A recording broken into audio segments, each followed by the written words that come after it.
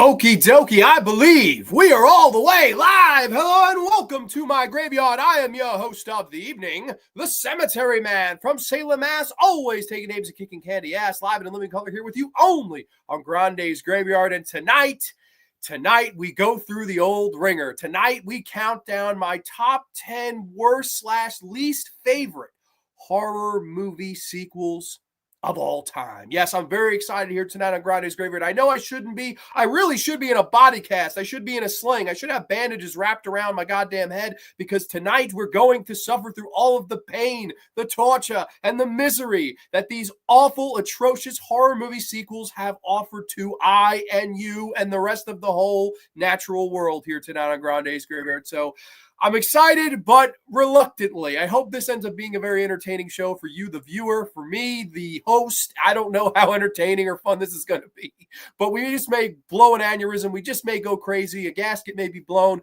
Bodies may start flying, but I'm here for it because this is my favorite goddamn thing in the whole wide world. Grande's Graveyard is live. It's past 8:05, and I am ready, baby. I am ready. We got some people in the house. We got Miss C is here. Ciao, Grande and Gravyardian friends. I hope Grande has 911 on speed dial. I have a feeling he's going to lose his mind only on the graveyard. Well, we can do whatever we want. We could call 911 if necessary be. If I collapse, if I fall out on the floor, whatever, just please do keep me in mind, please. 911 is only 3 short numbers. What's up, Grande and chat? This is going to be great. Haddonfield mascot, good brother John is in the house. Very happy to have you, John. Hope all is well with you. And of course, we got Anthony Chabot, who just celebrated his 42nd birthday. Welcome, Anthony Chabot. I hope you had an awesome B-Day. I'm very, very happy about that. And everyone saying hi to one another. So I'm very excited to do this. I felt the show needed a little bit of spicing up. I think I've been far too positive lately. And there's just some toxic positivity going around. So tonight on Grande's Graveyard, I wanted to throw a little toxicity of the other variety, of the other flavor, if you will, of the negativity, the worst of the worst. And of course, this was a tough list to make because let's be honest, in natural world, in everyday, even Joe Blow film goers, the idea of sequels are they're generally inferior, right? There are sequels that do surpass the original. There's quite a few that I feel that way about. But sometimes there are those sequels that just put all the shame to the original, that just put all the shame to their respective franchises. And here tonight on Grande's Graveyard, I have selected what I feel are the 10 absolute bottom of the barrel worst. And we're going to count out from absolute best of these 10 to the absolute goddamn worst. And even the best is a lot of pain, man. But we are, of course, going to be discussing a little bit of rules before we go into that. And I'll of course, get into that. But, of course, before then, we have Mateo is here. Ciao, Grande. Fun episode ahead for me due to the masterpiece of the first one, The Exorcist 2, The Heretic. It's up there, but lots of garbage out there. Absolutely. Ton of garbage out there. That's the Heretic Exorcist 2 is an absolutely atrocious movie. Will it make the list? We will find out here, my friend. But I'm very happy to have you in the house. And at least I will say with Exorcist, at least they rebounded with number 3, right? At least there is a light at the end of the Exorcist tunnel. Whereas with a lot of these, I don't see much light at all. I just see the darkness. What's up, Ghostface Brett? Hope all is well with you, Brett. I know Brett's sitting on pins and needles for this show. So before we get into the list, before we start counting down from 10 to number 1, I figure we go over it. I figure we say it. I'm talking about the Grande's Graveyard ground rules. Yes, and they are guaranteed to kick you straight up, all in you, crown jewels tonight here only on Grande's Graveyard as we are going to discuss these ground rules. Now, I know people are probably like, what the hell? What rules could you have for a list? You've never had rules for a list before, Grande. Why would you start now? Why would you start here? There's honestly, I think a reason for this list to exist, and I think that it's best to help explain the way I have this list set out, and this is the best way to do it. So, of course, the first ground rules are that there are no ground rules. No, I'm just kidding about that. But, of course, let's get into the actual first rule. Just kidding. Rule number 1, franchises cannot be mentioned more than once. So, Halloween franchises that have multiple bad sequels, your Children of the Corns, your Howlings of the World. These movies, these franchises have a lot of bad entries. However, they can't be ragged on more than once. So there's a one franchise movie limit rule. So if you're expecting to see, oh, I'm sure we're going to see a ton of Children of the Corn on this list, you can only see a maximum of one movie per each franchise on this list. That's rule number one. That's a biggie because I'm sure a lot of people go, why this sequel in this franchise and not that one? Why not have them both? Why not have 3, 4, etc.? That's because we have the Grande's Graveyard Ground rule in effect here. So just saying that. Rule number 3, this is, or I guess rule number 2, technically, the sequel has to precede movies that I genuinely liked, which is going to be one exception to this rule, but otherwise we have this rule pretty thought out and thoroughly explained here. Therefore, your Howling Sevens of the world, your Children of the Corn, 666, Isaac's Returns, they will not be on the list due to the Howling 2 through 6 being fucking awful, and pretty much all of the Children of the Corn movies being awful. So that's the big reason why I decided to make this particular rule too, right? Okay, Howling 7 is objectively worse than a lot of the movies we'll be discussing here tonight. 666 Isaac's Return is generally and objectively a lot worse than a lot of the movies I have on this list. However, it's not like you went into the Howling 7 expecting an American Werewolf in London. It's not like you went into Children of the Corn 666 Isaac's Return with a ton of fucking optimism. Your expectations were a little bit lower than the ceiling, if I may be so bold. And of course, that's why movies like that are going to get the pass tonight. Even though objectively they might be okay, in reality, these franchises weren't very good leading up to it. So why the hell would I target Howling 7 or Children of the Corn 6 or Pumpkinhead 4 when the previous movies weren't all that? So that's kind of where I'm coming from with that particular rule. That's just me. I know people probably not going to like that rule, but that's one that I had to have in there as well because I think, obviously, I do have one exception to the rule. There's one movie of my 10 that does break this rule, but otherwise the other 9 follow that rule. And lastly, but not leastly, now this is, of course, another big rule here, the last rule on this Grande's Graveyard Ground Rules list. Requels are fair game because they tend to drop continuity of sequels past and gravitate towards the original film. So that's a biggie as well because I'm sure there'll be people to say, hey, wait a minute, technically this requel is part 7 or part 5 or part this, part that. Why was that, compared to the movies that came before it? Those weren't very good. How could you count that? Well, generally, requels try to drop everything else. And you know what? I was like, this has got to be a rule. This has got to be a ground rule. If the requel's dropping everything else or the requel doesn't want to pay attention to the films that's past and they've been retconned, if you will, then you're fair game. I don't care where you come in the series. You are fair game. You want to use the retcon? I'm going to use the graveyard rule number 4, and we're going to put your ass on the list. I'm very excited here tonight on Grande's Graveyard as the ground rules have now been gone over and discussed here. Halloween dodged a few bullets. Absolutely, Halloween dodged a few bullets. There would be more than one Halloween movie on this list for sure. Also, Friday the 13th. Yeah, there's some franchises that got off scot-free with this, but of course there are ones that did not. And I guess we're about 8 minutes in. Cheers. I don't have anything to hold up. I don't have anything that I'm drinking here tonight, but cheers to everyone for a safe, happy, healthy weekend. And I say we get right underway with this son of a bitch. I say we get right underway with sharing the screen here, and we're going to discuss my number 10 movie on this entire list. And now this is tough. This is a really tough list to make. And it's hard for me to put a filmmaker that I love as much as this particular one on this list. This is tough for me. But it has to be on here. It has to be discussed. It has to be mentioned.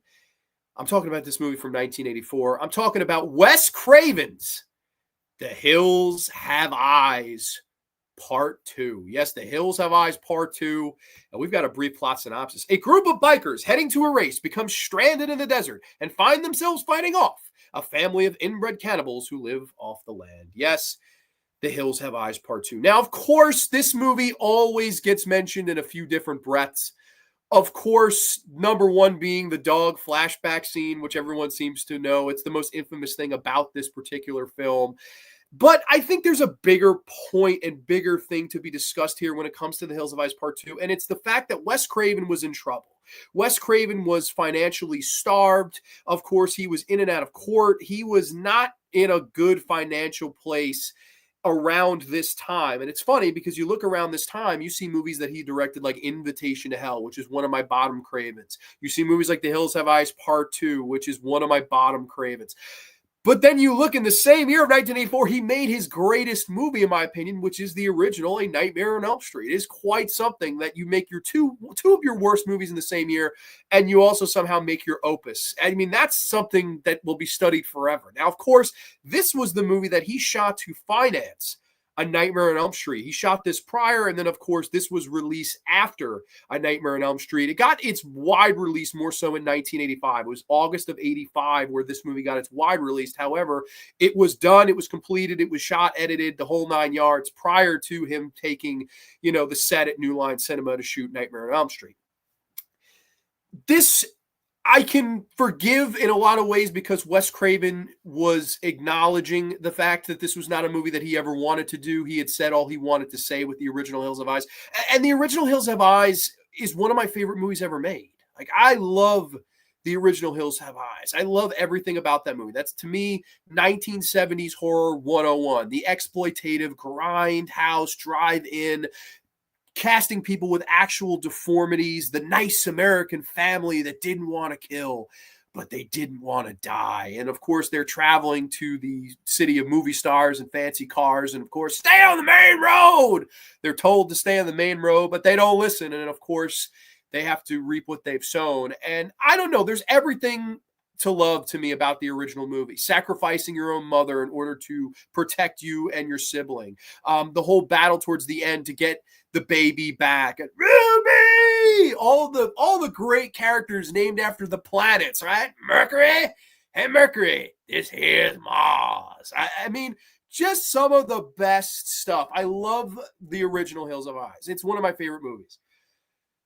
The Hills Have Eyes Part 2. What the fuck? This is a bunch of shit. I mean, number one, what is this poster? What the fuck? Michael Berryman being on the poster of the original, it's fantastic. He's synonymous with that movie. That's Michael Berryman's biggest role and forever will be.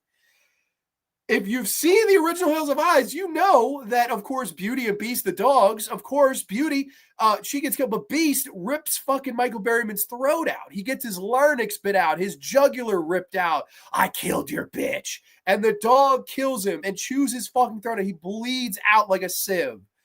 Somehow, some way, Michael Berryman's back in this movie. Not a scar, not a scratch, not a wound, not a nothing. Michael Berryman is back being one of the lead antagonists of this movie. And we follow a bunch of dirt bike racers as they are going to travel from one destination to another and happen to have to travel within the same hills that still have eyes. Yes, I'm not kidding you. That is said in the opening narration, which replicates and emulates the opening of the original Texas Chainsaw Massacre.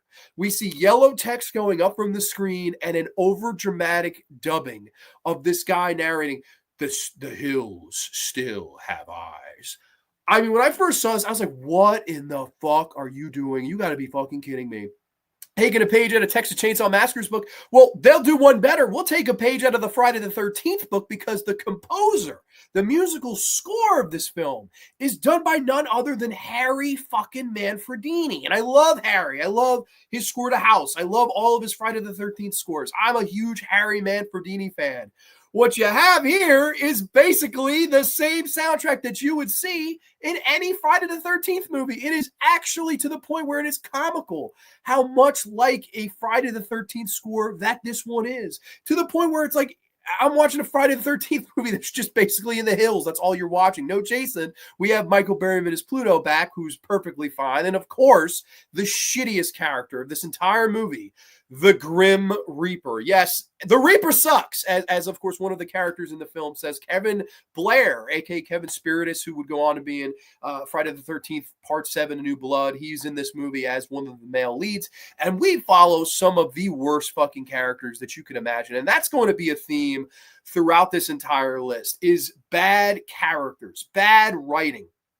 Characters that don't have any color to them, that don't have any glow, that don't have anything to say.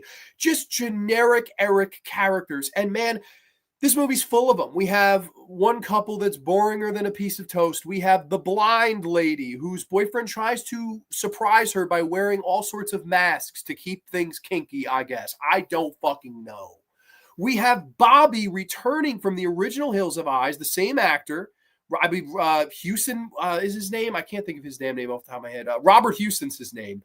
He returns from the original, and he's like the smartest person ever. He gets interviewed by this therapist, and he says, I'm not going to go through with it. I'm not going to go back to the hills. I won't do it. You don't see him for the rest of the picture. He doesn't show up. He doesn't save the day, nothing. His post-traumatic stress keeps him away from being a part or involved with this movie. So weird, absolutely weird. Of course, Ruby does come back. Janice Blythe, who I've always been a monster fan of, love her in Eaten Alive, love her in the original Hills of Eyes, is Ruby. Now she's civilized. Now she's like this head director, and now she's fucking all civilized. And of course, she goes back and meets her brother Pluto, and yeah, she meets an untimely death. The main thing that everyone's going to mention with this movie, and it is the black eye on it, there's no doubt, is the flashbacks. This is a movie generally composed and compiled of obnoxious, unbelievable flashback usage. I mean, it is truly insane how much flashback footage that we get in this movie. Bobby has a flashback. Ruby has flashbacks. Michael Berryman has flashbacks. And yes, even the fucking dog has a flashback to the original movie because, again, you know that Wes Craven was making this to make money back. He wanted to make his pennies so he could go on and help himself in the long run with A Nightmare on Elm Street from 1984. Now, I personally, it was worth it because Nightmare on Elm Street is one of my all-time, it's a top 5 horror movie ever for me, and it's Wes's best. But it's so sad to see the unfortunate shit that you have to go to sometimes to fund your passion projects, to make your opuses, to make the movies that you truly want to be making. We were discussing that last week with Jean Rollin. Sometimes you've got to bite the bullet. Sometimes you've got to do things that you don't want to do. And this is clearly one of those cases for a master of horror like Wes Craven. And unfortunately, this is a goofy ass, horrible movie.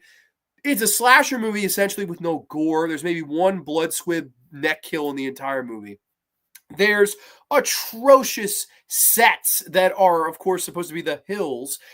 I mean, it's so blatantly set. It's unbelievable. Whereas in the original, everything did look like we were shooting this in the middle of the fucking desert. And that's why I love that movie so much. It's the aesthetic and the locations are just so raw. Whereas this, you could clearly tell that everything is fake. The rocks are fake. The boulders are fake. The booby traps are fake. Everything is just so artificial. Whereas with the original, everything was so organic. And that's the difference between The Hills Have Eyes, the original, and The Hills Have Eyes Part 2. It's just night and day difference. And unfortunately, what you get here is just one of the biggest atrocities. I think the absolute worst movie of Wes Craven's entire career. I will go that far. Like, I actually think this movie makes My Soul to Take look watchable. I truly think that. And I hate My Soul to Take. But holy shit, compared to this, I at least can laugh at that. Whereas this is true torture. There's no enjoyment to be had in this movie. And one more anecdote before I get to comments and we move on to the number 9. I will never forget when I found out this movie was real. I loved the original from childhood on. I remember getting it from Hollywood Video, loving the movie, just falling in love with the movie literally overnight. It was an overnight. This is one of my faves. It was years later. I had seen the remake by this point. I had seen the sequel to the remake at this point. Then somebody one day out of the blue says, "Oh, there was a sequel to the original movie." And I'm like, "What?" I'm like, "Well, what hack directed that?" Thinking they would have just hired some Joe Blow to do it. They're like, "No, it was written and directed by Wes Craven." I was like, "What?"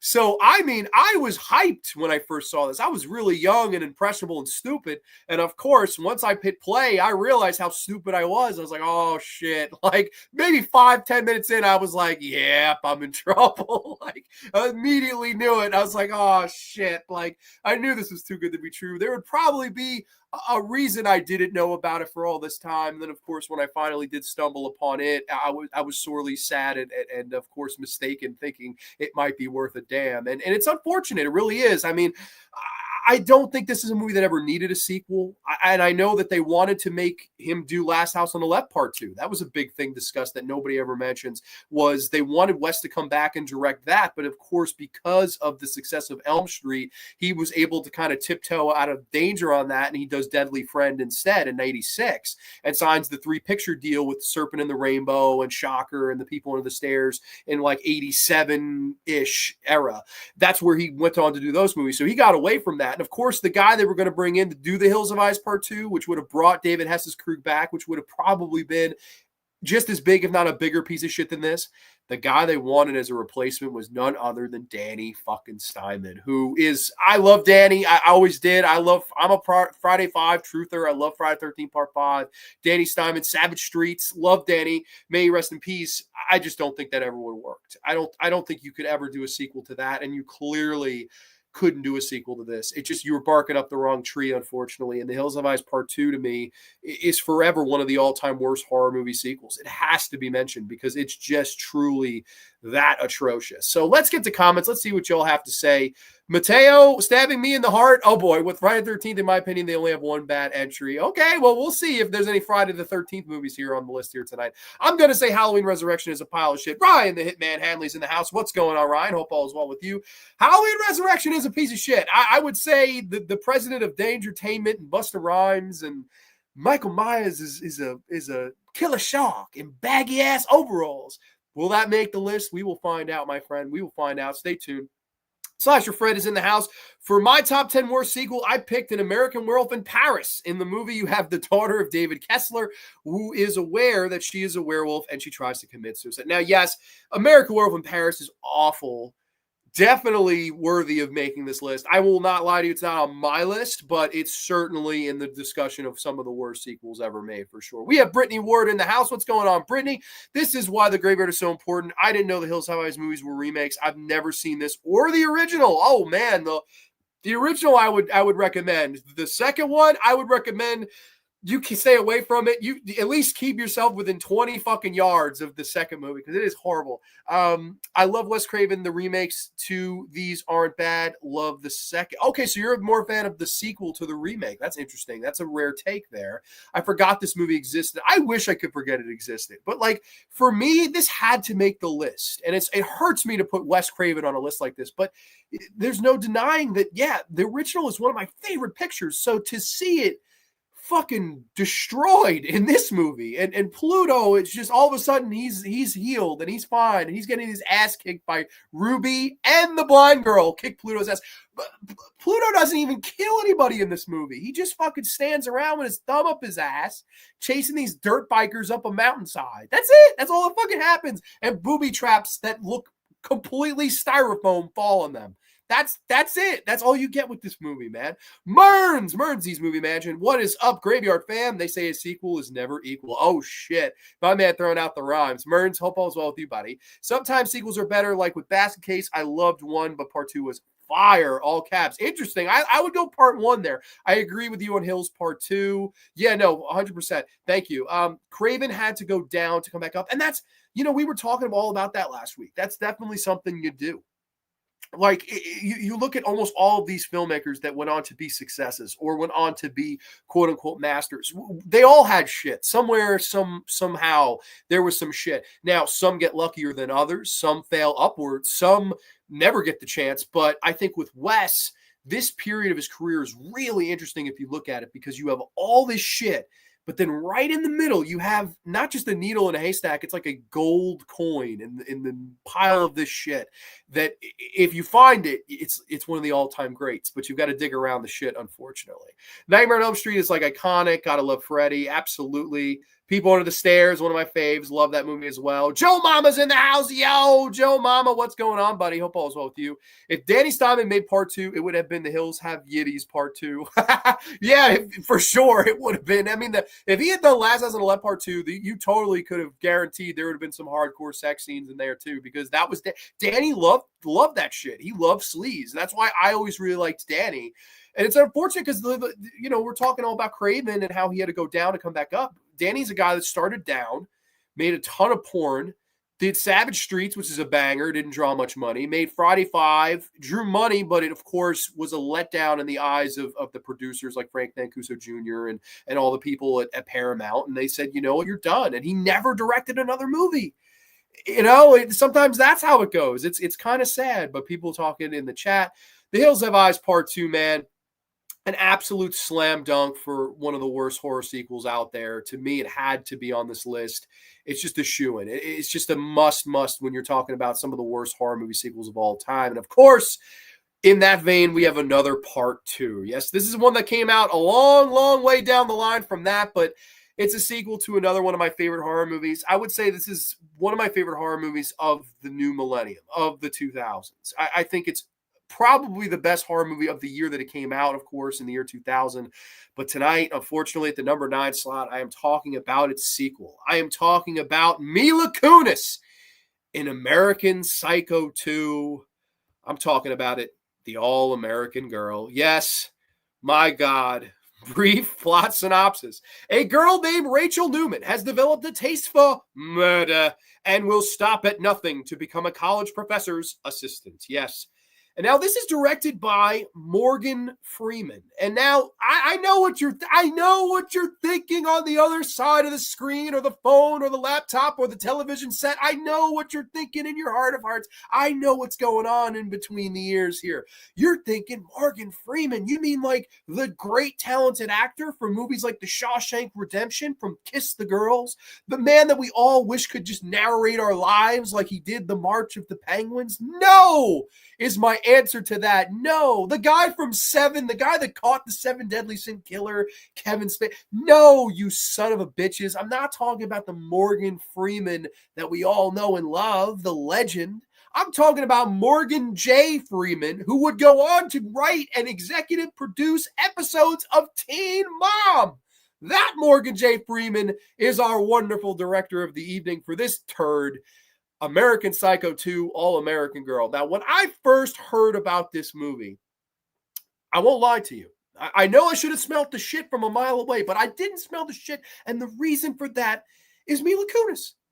I like Mila Kunis. Is Mila Kunis a A-list actress? Is she someone who's ever going to get nominated for Emmys or Oscars? No. She's not that type of talent.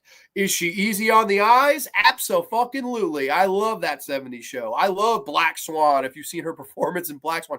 I like Mila Kunis. I didn't think she could ever bring to the table what of course, Christian Bale does in the original movie as Patrick Bateman. But I was optimistic going in, saying, you know what? This is direct-to-video. This is Lionsgate. We've got Mila Kunis on the cover. Like, this, it may not be fine, high art, but it might be entertaining. It might just be sleazy enough to get the pass. I was thinking I'm going to get a fun movie night to rent because, of course, it also does have William Shatner. There's something on the way. William Shatner's in it, too. I mean, I'm like, maybe this will have some hope. I don't know what the fuck I was thinking because this is a bunch of shit. This is a deplorable sequel.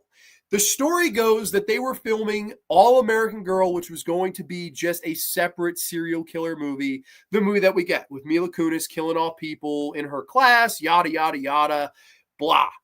However, because Lionsgate released, of course, American Psycho, they said, wait a minute, if there's one thing Lionsgate's good at, it's marketing. They know how to market. They may not have many creative heads there. They may not have many creative minds, but they know how to market their product, right? Look at the Saw train and how long that ran. Look at Cabin Fever, came out the same year, 2002. These are movies that were bought for low and sold high. And I understand that if on the surface what they had was All-American Girl and this bland, boring slasher movie, that they said, wait a minute, what if we slap the American Psycho name on it in order to sell more copies? I get the marketing ploy.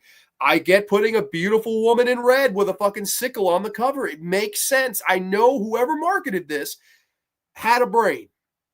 Unfortunately, the people that made the movie, if they only had a brain, they didn't have nothing going on upstairs. Nothing, absolutely nothing, because this is a worthless fucking movie from all accounts. There's no positives to be had here. We have a opening scene that not only shits on, not only pisses on, but I mean, absolutely vomits on the original American Psycho.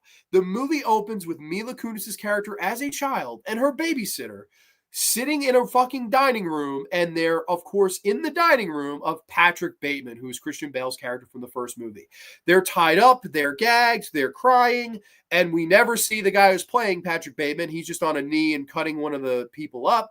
And, of course, Mila Kunis has this awful over-narration of how she is this mastermind, how she's smarter than everybody, and she proceeds to murder Patrick Bateman from the original movie. And then we're off to the races where it's all these years later. She's in William Shatner's class, and he's a detective that got fired because he couldn't find the person that killed Patrick Bateman. And she wants to be his assistant and starts killing off people in the class in order to do so. This movie is just as worthless as that plot sounds. I am not over exaggerating. I'm not underselling. This is a worthless, hopeless movie. I mean, worthless, truly worthless. I mean, all this had to be, if you're bringing me if I'm Morgan J. Freeman and this ain't Teen Mom, right? If you're bringing me the creative, I'm saying to hell with that idea. All this has got to be is the other gender's perspective, right? What does the original do so well, right? The point is that any psycho can go out into society and mesh with us all on a day in, day out basis. Here's a guy that walks to work, walking on sunshine, listening to the music pods. He's normal looking. He's suave. He's sophisticated. He cares about his business card. He's good looking to most people.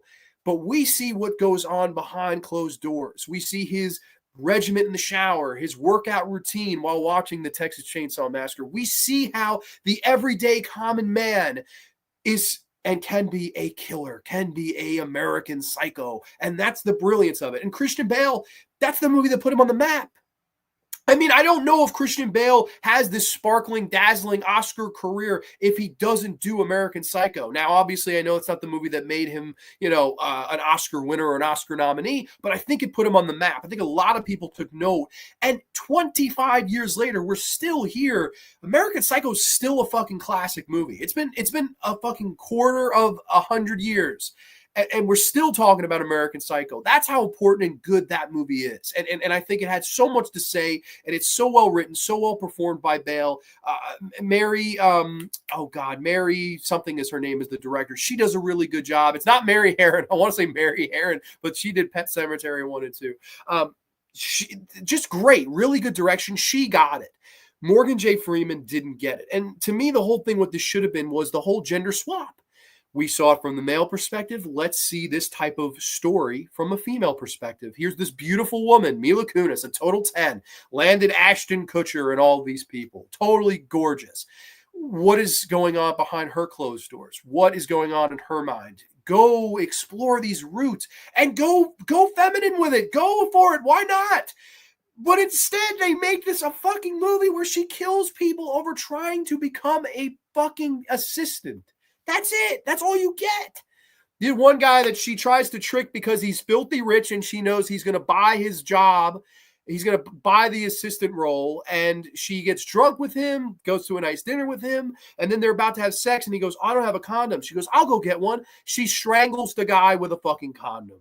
There's one lady that is mean to her at admission, so she shoves the lady's cat in a fucking microwave. There's that scene in the movie. There's the scene where Shatner has this love affair going on, and she finds out about it, and she basically tricks him into jumping out a window or falling out a window. I mean, it is truly horrible. And then the whole twist at the end is that she stole someone's identity and that she's never really been this Rachel character. And the whole, I think, point of it is that you never truly know who these people are. They're always playing somebody else. And they're trying to kind of go and bark up that tree, as we do have a terrible fourth wall break in the final act where Mila Kunis has a car crashed off the road and she turns to the camera and smiles. And there's supposed to be this big whoa moment. No, fuck you. Morgan Freeman, you piece of shit that directed this, fuck you. You stink. This is an absolute deplorable sequel that is completely missing the point of to why the original movie worked. And again, I know Mila Kunis has disowned the movie. I know she said, listen, I signed up for a movie that was not called American Psycho 2. They just kind of changed it and had me come in and do these voiceovers to mention the Patrick Bateman character. I get it. It seems like something they just sort of fell into or tried to use to sell their product. But at the same time, I don't like that ploy. I don't think that was fair to people that did love the original movie and people that may have been tricked into this, like me, that thought this might be fucking good. This might be something worth a shit. I mean, but at the end of the day, what you have is just a very soft slasher movie that has nothing to say about what it is to be a fucking psycho. I just, oh my God, this is absolutely deplorable movie. It's so fucking bad.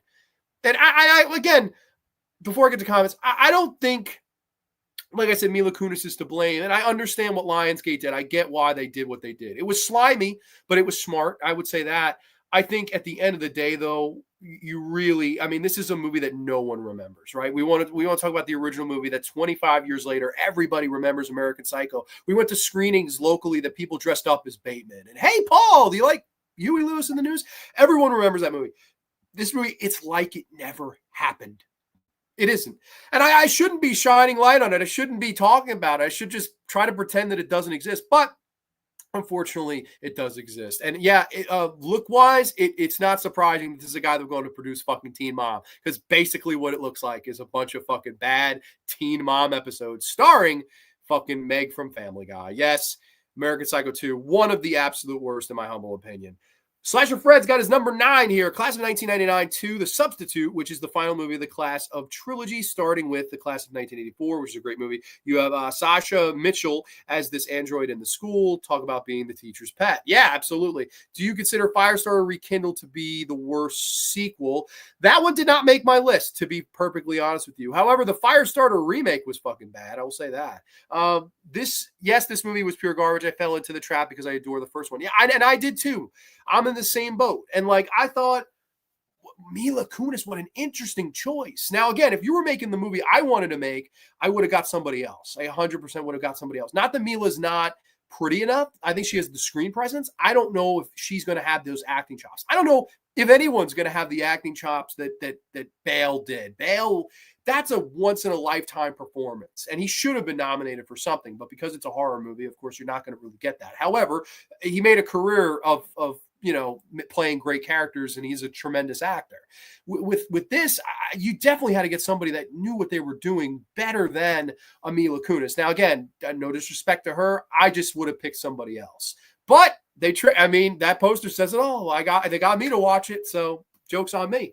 They knew what they were doing as far as marketing because the first one is a classic. I like Mila Kunis too, but I knew not to watch this one. Yeah, exactly. I mean, I wish I had been that smart. To be fair, I really do. I just think that this is one of those movies where, yeah, I was like, what if they go with a female route? Because I thought that would have been the next best thing. And I know what's funny is, and I don't, not necessarily asking for a movie like this, but I did think it was kind of clever, was I believe it was a Super Bowl commercial with Margot Robbie playing a female American Psycho. And she's doing the cleanse routines, the masks, all that stuff. I was like, this is fucking what American Psycho 2 should have been. Not maybe shot for shot, but something along these lines. Something diving into the psyche of a psycho. That would have been something much better to do here. Much better avenue to take. But instead, it's a fucking movie. It's a slasher movie with no balls. It's not even like, okay, so at least there's over-the-top kills. At least Mila Kunis is naked in a ton of it. None of that. None of that. It's boring. And I don't call movies boring very much. This is a dull picture. I mean, fucking like, oh my God, boring. I hate this movie so much. They tried to make us believe a third grader killed Batman. Batman, same shit, I guess. He ended up playing Batman. But to get to your comment, yeah, like that is the biggest. I know a lot of people look at Alien 3 and they say, how could you kill Newt? How could you kill Hicks? And yeah, no, that's bullshit. They shouldn't have done it the way they did it. That was fucked up. I think this is worse. I think this is way worse. And it's funny because it wasn't about a character that we were supposed to like or be endeared to in Bateman, right? He's not a likable guy. This guy's a fucking psychopath. Did he kill them? Did he not? What am I? What is the conscious mind? The questions that are asked at the end of American Psycho that he's asking himself in his head. Now, that's not funny. Paul Allen's not dead. The whole, what the fuck happened? Was it all in his mind? Is he just a fucking schizophrenic? Like, what's going on? And we don't get the answer. It's up to you. Whereas this, it's just straight up, there's no psychology here. And to me, in a movie called American Psycho, there should be fucking psychology. Just call me fucking crazy. And of course, yeah, we'll have a third grader kill off our fucking antagonist and entire character study from the previous movie. Horrible. Truly, I think one of the worst openings ever. Definitely amongst the top 5 or bottom 5, I guess. Scratch Burno is in the house. Ayo, what's up, Scratch? Hope all's well with you. Grande, which is better, Pet Sematary 1 or 2? I love both for 2. It's 2 for me. Wow, that's a hot take too. I love the first one. I think the first Pet Sematary is one of the all-time best horror movies. The second one has a lot of bad shit in it. I won't lie to you. It's not on this list, but like it has grace. Like Clancy Brown is hysterical in it. I love the dark humor in it. I like the second one has its moments for sure. It's really mean spirited. The second one that's it has its moments, but it also has horrible moments where the mother is melting in the attic at the end, and like it also it's actually amazing how she directed both those movies because they don't feel anything alike. They're very different films. Bale was skyrocketed by, yeah, I would say American Psycho and The Machinist. Yeah, no, for sure. I would say that for sure. I mean, The Machinist, he lost all that weight. He was literally a skeleton basically in that movie, and he gives a great performance. And of course, yeah, you got the big budget roles too. You know, your Bruce Waynes of the world, your Terminator Salvations of the world, even though I heard he was a prick on set. He even went on to play Gore the God Butcher in a Marvel movie. I mean, this is a guy that's gotten around in the big budgets and the small budgets, indie scenes. American Hustle, working a ton with that director. I mean, David Russell, I think, David O. Russell, The Fighter, movies like that. I'm cracking up. Grande is calmly ranting. It's great. She strangles a guy and then says the line, ribbed for her pleasure gold. Yeah, it is. Oh my God. It's so bad, man. You ever see the deleted scene from The Rules of Attraction with Casper Van Dien as Patrick Bateman? He played the character different than Bale. I never have seen those. That's crazy. And now, because I know in the movie, we only see the back of his head. He's like on a knee and he's like tying one of the ladies up. So that's the whole gimmick there. It's like, okay, we can't get Bale back. Bale would never want to fucking do this. So let's just have a stand-in. It's clearly the case. Like they don't even try to hide it really. This would just be on my list as well. Just absolutely worthless. I agree. Dallas up 7-0. This won't last long. Oh boy. I think the idea was there as far as the female role, but the delivery, no, I don't see it with Mila. Yeah. I agree. I think she has the presence. I think she has the beauty.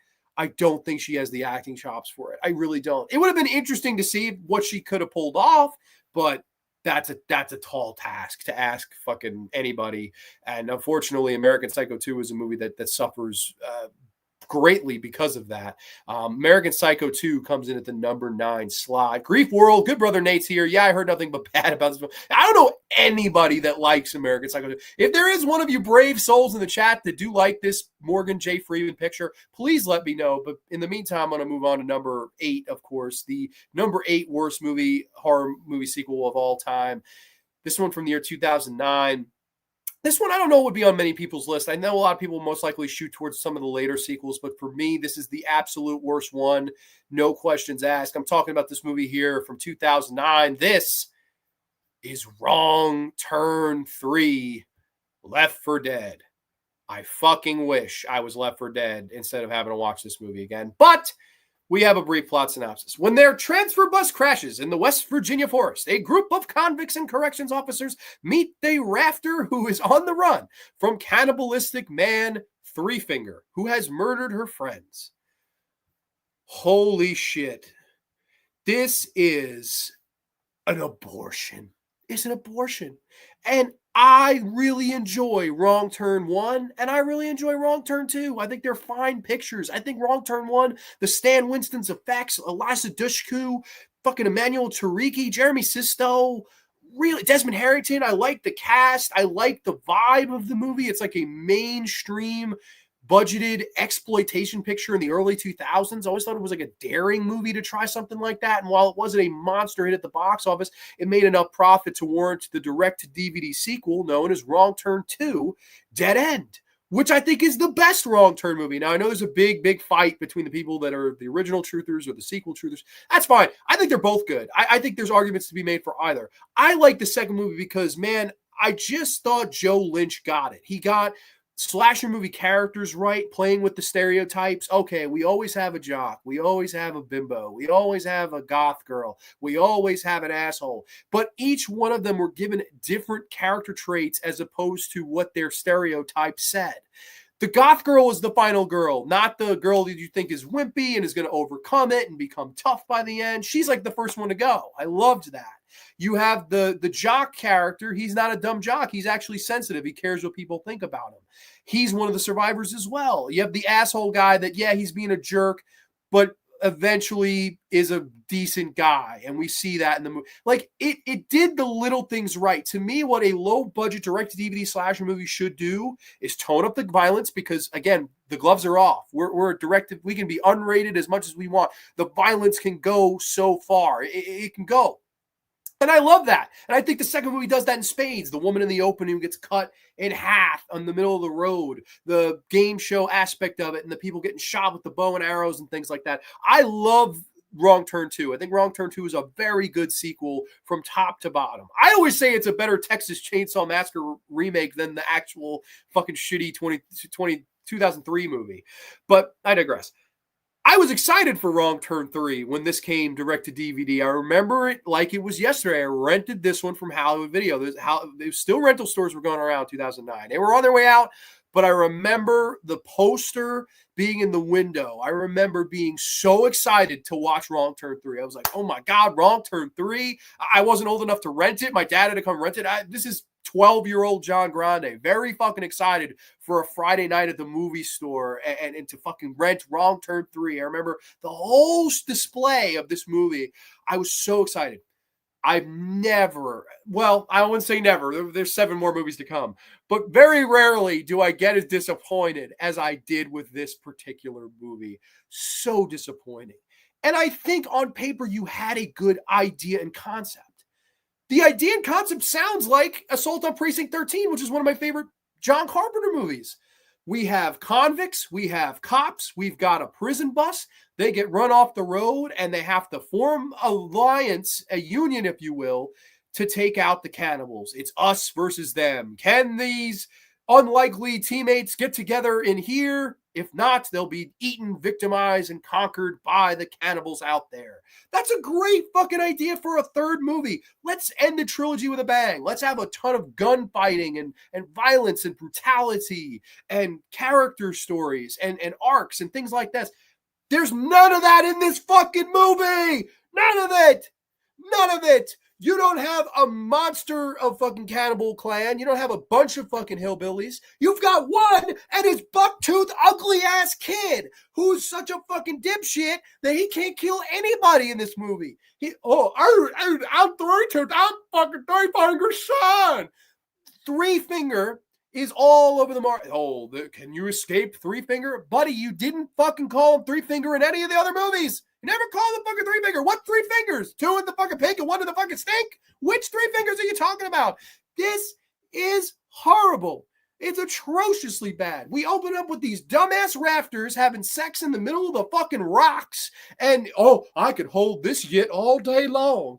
And he gets an arrow through his hand. And she's like, can you help me? Can you help me? Lady, if you had an arrow sticking out of your fucking yit, I think you'd freak the fuck out. But she's like, calm as fuck. She's like, oh, hey, I have a giant arrow in my fucking right yit. Can somebody help me get this? No, I mean, we're just going to run off with the fucking house. This movie is bogged down by some of the worst CGI effects you will ever see in a movie. Ever. I mean, it is deplorable how bad the CG is in this movie. We came from Wrong Turn 1 with the Stan Winston makeup effects, Wrong Turn 2 with these crazy, gory, gutsy, over-the-top death scenes, and the family element. Hey, son, I'll let you have this one. Incest, all this crazy. It's just soft. There's nothing hard about it. There's nothing to run home about it. It is a bunch of idiots in the middle of the fucking woods literally being so stupid that one 3-fingered cannibal can pick them all off one by one by one. And it is just as bad as it sounds. If one guy, they find a car in the middle of the woods. Oh, hey, go start it up. Go start it up. He's like, why me? Why do I have to do it? They're like, go start it up. The guy walks over. It's a trap. He gets sucked in barbed wire and it's all CG. Horrible. You have the fucking lady that escapes from the rafters, right? She's one of the rafters that escapes, and she's trying to tell them that, oh, we're not going to survive. We don't have a prayer. We don't have a chance. Lady, there's like 30 of you. There's one of him. Are you kidding me? You're armed to the fucking teeth.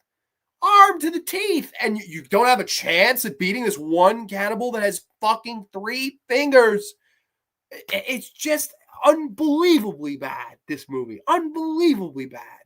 The fucking characters in this suck. You have the one guy, oh, it's my last day. I'm going to be a lawyer. Well, you know he's going to fucking die. Last day on the job. Hardy har har. The last day on the fucking job, this idiot is going to get killed off by fucking three-finger snaggletooth motherfucker.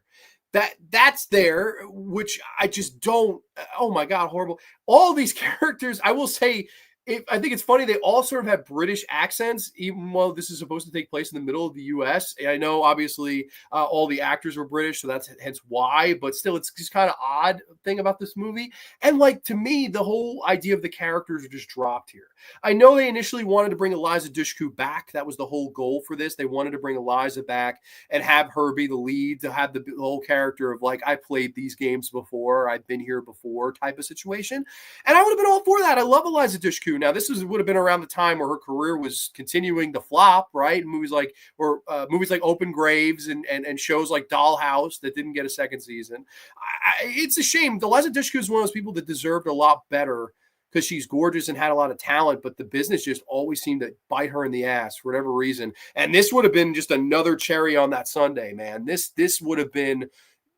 Oh my God, it is just as bad, if not worse, than a movie like Open Graves, which came out the same year. That is a horrible movie, but this is right there with it. I hate Wrong Turn 3. I think it just completely ruined that whole franchise because you never look up again from here. Wrong Turn 4 and The Asylum is a piece of shit movie. It's a prequel. Wrong Turn 5 with fucking Doug Bradley and they're in the town. That's a horrible movie. Wrong Turn 6, they just decided, fuck it, let's just start hiring porn directors. And that's what they did. And then the Wrong Turn 2021 has like nothing to do with anything. It's horrible. But this, to me, was the start of it. Because I think if this movie has stuck the landing, if you had a very good, fun Assault on Precinct 13 in the woods with cops, cons versus cannibals, I'm all for that movie. I think that would have been a very good movie. This, though, man, for the birds. Absolutely for the birds. Horrible movie. I think totally deserving of being on this list. I know that people be arguing that 4 is worse, 5 is worse, the new one was worse. I'm sure there are people that will say that, but man, for me, this one, hell no. They used the Halloween Resurrection font for the logo of American Psycho 2. I never noticed that. Yeah. Hell, Miss C. Ew. Yeah, this is a bad one. Top 8-word sequel, Psycho for the Beginning with the late Olivia Hussey. I always really liked Psycho for the Beginning. It's a guilty pleasure, though. Mick Garrish joint. I'm pretty lenient on the series. The Wrong Turn 3, 5, 6, and 2021 are hot garbage water. Wow. So you're lenient on the series, but four of the fucking movies are on your shit list. That's amazing. Love Wrong Turn 1 and 2 as well. After that, they kind of lost me. It's so many of them. I like their backstory movie too. Yeah, it's the fourth one they got. It's a prequel, and it's the 3 guys from the original. I like Wrong Turn 1 and 2 are great, and I like part 2 over the original. The rest of the movies are hot garbage. I'm the same. That's exactly me, too. I like the second one the best, and the rest of them are all worthless. But this one's the most worthless because I had hype for this. Hence, back to the Grande's Graveyard ground rules. Agreed with you, Nate. 3, 4, 5, 6, and the 2020 film are all just worthless. Wrong Turn 21 is literally a 0 out of 10. Yeah, no, that movie gets off just because this one is so bad. That's one that totally got off. OMG, Wrong Turn 2021 movie was like, what the hell is this? Yeah, it's a good question for real. Mern says Wrong Turn 2 and 4 are amazing. I agree with Wrong Turn 2. Wrong Turn 4, I actually nearly had a nervous breakdown watching Wrong Turn 4. Like, I will never be able to watch that again. I fucking freaked out when they were eating the one guy like he was a fucking a fondue. Like they were dipping his skin in fondue. And all these fucking dumbasses didn't help him. They were just like, what do you think we should do? I'm like, your friend is being eaten like he's a fucking pretzel. Go help this fucking guy. And they just stand there like, what do you think? And then the guy's eaten by the time they get there. So horrible. 4 Yes Merns concept was there for sure. The delivery was a letdown. It was so good because I like the cannibals versus convicts. I'm here for it, but it was just something to watch just because it's a Wrong Turn movie. Yeah, it really, I think, could have been salvaged if you had someone that knew what the fuck they were doing. And Declan O'Brien's not one of those guys. He did 4. He did 5. So anybody who doesn't like this movie and you champion 4, it's like, yeah, it's the same guy. The guy fucking sucks. He would also do Joyride 3, which is very lucky it doesn't make this list. But because of Joyride 2 being the letdown that it is, Joyride 3 gets off. Eliza, love her in part 1. Me too. I'm a big Eliza Dushku fan. I always liked her. Of course, of a few horror movies with the lead named Nate, and he's a pussy bitch asshole. Yeah, that guy really is a pussy bitch asshole. He really is. The guy is soft. He's like, oh, what do you want me to do about it? I'm just carrying money. There were so many more things you could have done. There's the whole idea they find an armored car in the movie, and they all have these bags of money. And to me, I'm thinking back in my mind, I'm like, you could do so much with this. We have the cannibals beat, but because of our own greed, the cannibals get us. That would have been a really good way to go with it. Nope. That one guy, he just takes the money, starts throwing it up. He goes, fuck you. You're all going to fucking pick it up. And then the cannibal sets him on fire. And that's it. That's it. The guy's just throwing money around like it's fucking bunch of beanbags. Horrible movie. Absolutely worthy of being on the top 10 worst horror movie sequels of all time. And we're just getting juicy here. We're just getting juicy because, oh man. Oh man. This next movie, holy shit. You want to talk about one of, if not the most disappointing movies in the history of my life, it's this movie right here. It's from the year 2008. It stars a bunch of assholes. Oh, God. This is just the epitome of bad to me. I'm talking about this movie, Return to Sleepaway Camp. Yes, Return to Sleepaway Camp. You knew it was coming. If you know John Grande, you know what franchise I love. You knew this one was coming. Brief plot synopsis. Teen camper Alan is hated by all of his fellow camp mates. Soon, however, one by one, the bullies are killed off. Is Alan committing the murders, or has an old familiar face come back to camp for one final terror spree 25 years later? Well, if you haven't seen this, I mean, I'm sure you, which of those two, which one you could fucking guess what it is, right? I don't think it takes a rocket scientist to know what that twist is going to be. I will never forget the hype for this one too. Now, of course, this was in 2003 being shot. The idea was they wanted to do Sleepaway Camp 20 years later. They got Robert Hiltzik back to write and direct. Of course, he had left the filmmaking business shortly after Sleepaway Camp 1 gets released. He left it for dead. He felt no one talked about it. No one liked it. And he decided to pursue becoming a lawyer. He's a very successful lawyer. And one day, happenstance in the late 1990s, someone tells him, listen, this is a big cult movie. It's a cult classic. The ending is discussed by everybody and their fucking mother, and it's the girl that's really a boy, and everybody's loving to love to talk about Sleepaway Camp. It became an 80s cult classic. And he had no idea. It was nearly 20 years before he even had a clue. And he was like, holy shit, I sold the rights to Double Helix Films, which did Sleepaway Camp 2 and 3, respectively, with the legendary Pamela Springsteen. And of course, times changed. They wanted to do originally Sleepaway Camp 4, The Survivor, which technically some people will say is a sequel. It's not. It's not a real sequel. I never counted it as a sequel. What you have with that is they shot 1 to 2 days with this actress named Carrie Chambers, who was going to play Angela. There's no sound, there's no audio, there's no dialogue in those sequences. And what they did was they took those short footage scenes and put a clip show together, and they edit those scenes in there every now and again. So that's their movie. It's just scenes from Sleepaway Camps 1 through 3 with spliced shots of Carrie Chambers in a pink bikini. And that's not a movie to me. And if it was, it would be the number one movie. If you really do count it, that would be number one on my list. It's the biggest piece of shit of all time. I don't count that. To me, the real Sleepaway Camp 4 is this movie right here, is the return to Sleepaway Camp. And I'll give Magnet credit. I love Magnet.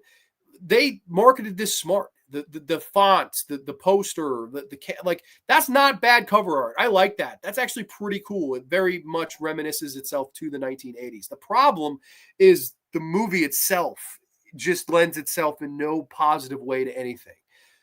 Here you have a sequel that I think was stuck in the times of the 1980s, even though it came out and was shot in the early 2000s. It was mostly shot in 2003. However, you're probably wondering, didn't you say 2008? What the fuck? They started shooting this in 2003, had tremendous production problems, all to the point where they had to start doing reshoots in late 2007, and then the thing finally drops in 2008. And what these reshoots were done for were to add horrible CGI makeup effects to this entire movie. And it really hurts the movie because the movie tells the story of this kid named Alan.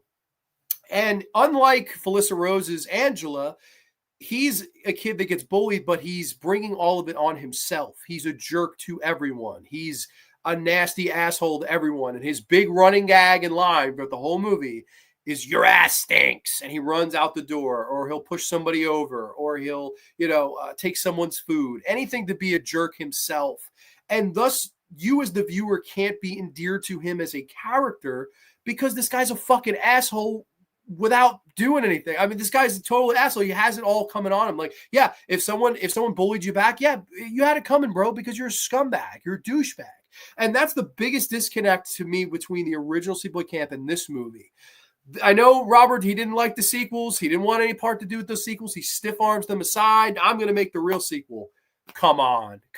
You got nothing on this bad boy. You've got nothing on the angel of death herself, Pamela Springsteen. Nothing. I mean, absolutely nothing you've got on that. This is a movie that's stuck in the 1980s because all of the humor, all of the dialogue is so fucking odd. It does not fit or flow with the era that it was released. You think sometimes the times are going to change, right? Things change, people change, eras change, the way people talk change. This movie does not adapt with it and ultimately perishes because it fails to do said adaptation, if you will. It's people talking, you're not dicking me around, are you? Oh, hey, man, this is groovy. Like, all these, I'm like, what was that? When was this written? Like, it feels like it was written in the 70s. It does not flow at all with 2003, 2008 era. It just doesn't. You have some bizarre faces in this. Vincent Pastore is in this from, of course, The Sopranos, and someone calls him a big pussy. Get it? If you've seen The Sopranos, do you get it? Do you get the fucking joke? I mean, fucking big pussy. Fuck you. You have fucking Isaac Hayes in his last on-screen film, oh, may he rest in pepperonis. You have him in his last absolute role, and he's playing a chef because he's a chef on South Park. Remember? Aren't we fucking funny? I mean, and then everybody else, just horrible actors. Most of these people went on to do nothing. The love interest never went on to act again. The lead, Alan, never went on to act again. All these people bullying him never went on to act again. A lot of these people, they weren't actors. You could tell they felt like the people just standing on the street. Hey, you're a fat kid. You want to star in this movie? Hey, you're a hot blonde with big yets. You want to star in our movie? That's how it felt. They ran around casting this movie. None of these people feel like genuine actors. They all just feel like they were just taken off the street somewhere. Hey, you at the bus stop. You want to be in Return to Sleepaway Camp? Sure. That's what it feels like. And the kills in this movie are fucking horrible. You have fucking guy, he's token up with his friends, and they leave him. He passes out, and the killer duct tapes his mouth shut, pours gasoline down the kid's throat, and lights a cigarette for him. So when he breathes in, he bursts into CGI flames and explodes. That's one of the death scenes in this movie. We have this nasty lady who's so mean to Alan and being a douchebag to Alan, and she gets annoyed when one of her roommates shakes the bed. They're on this bunk bed. She goes on the bottom so she doesn't have to deal with it anymore. And spoiler, the killer is on the top bunk, has gimmicked the base to have all these spikes, and jumps on the bed so she gets impaled with all the spikes. You have a kill where these couple, it's a rip-off part 3. They're tying each other up to a tree, and they tie the guy's dick onto a fucking string, and then she freaks out and runs away because she thinks the killer's there, and she drives off with his fucking dick, and we don't see any, like, it is, dude, it's so bad. And, like, they try to have a twist to rival the original movie, because, of course, the first movie has this great twist. How are we going to top that? How are we going to do a big twist, too? Their answer was have Felissa Rose come back. And this wasn't a secret. Everyone knew Felissa Rose was coming back. It wasn't like they didn't promote it. Felissa Rose is back. Okay, where's Angela? Where's she going to be? They have her undercover as a fucking cop that lost his larynx to fucking throat cancer. So he talks like a robot.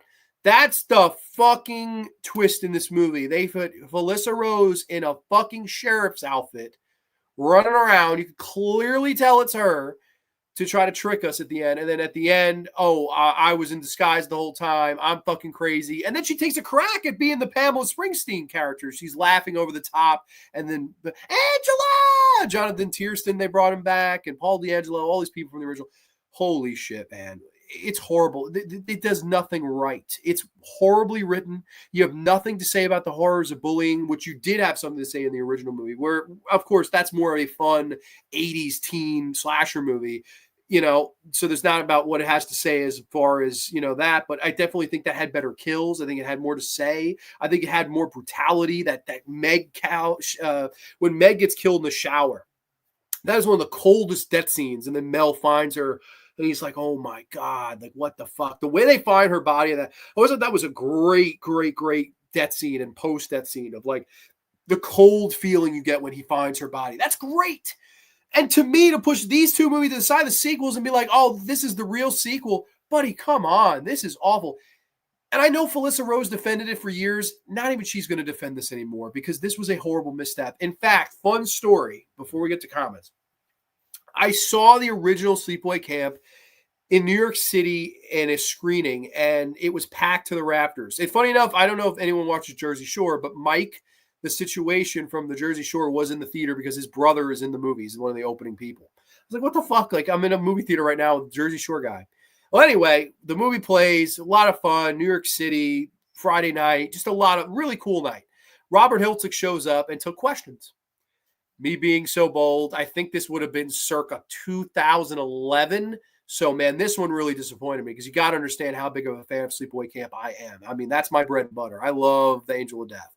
I raised my hand and I said, with all due respect, not trying to be a jerk about this, not trying to show you up, what happened with the Return to Sleepaway Camp movie? Like, I had to know. I had to know what happened. And he, to his credit, while I didn't really think, he came off a little pompous and arrogant to me for someone who made fucking one good movie and one piece of shit.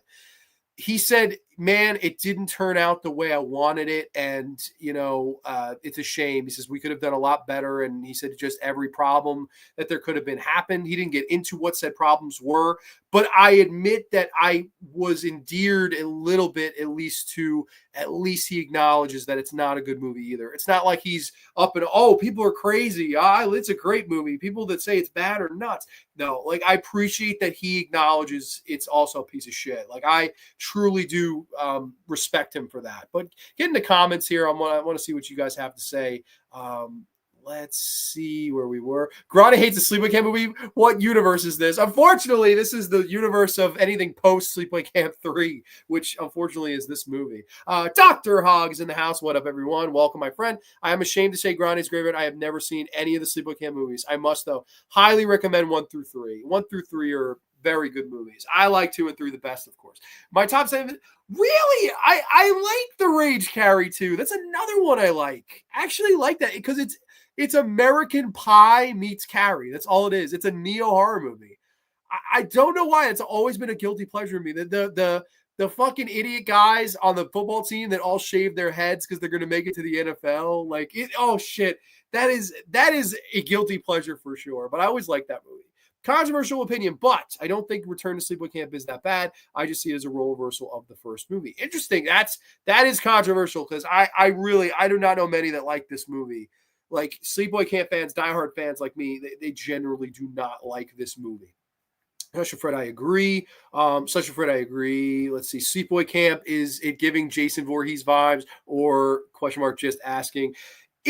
So the original is a teen slasher movie. It's definitely a Friday the 13th descendant, but it's not in the vein of a hockey mask killer. It's more about the horrors of bullying, right? It's this girl and her cousin Ricky. They go off to camp and she's constantly being bullied. And the people that bully her, one by one, getting picked off by an unknown assailant. And there's a big twist and reveal at the end that's become one of the all-time great horror movie twists that there is. I really love it. I love the movie, but it's definitely, some people do, some people don't. Most people hate the sequels, which I love. Not Off the Street, LMBO. Oh God, gotta love American Pie. I like The Rage Carry 2. That I don't know. That gets me a hot take by me. It's not objectively good, but I always liked it. I can't explain why. It's just one of those guilty pleasure movies. The Beaster's in the house. I love Carrie 2. It's so nice. I'm with you. I don't know why. I always really liked it. The whole massacre at the end is pretty crazy where the pool closes in on the fucking bully NFL guys. Like, I loved that. And the whole, she has all the stuff, like tattoos that go, I love that shit, man. I don't know. Guilty pleasure. That's a prime candidate for a neo horror special. Cause that's neo horror 101. It was like, let's make fucking neo horror movie, but throw Carrie's name on it to try to sell it. We'll bring Snoo Snell back. Carry a Prom with Stifler. I mean, might as well. I think, isn't Mina Suvari in The Rage Carry 2 and she jumps to her death at the beginning and that's like what sets the whole movie in motion? I believe that's Mina Suvari. So you do have even American Pie alumni in there. So yeah, it's very American Pie.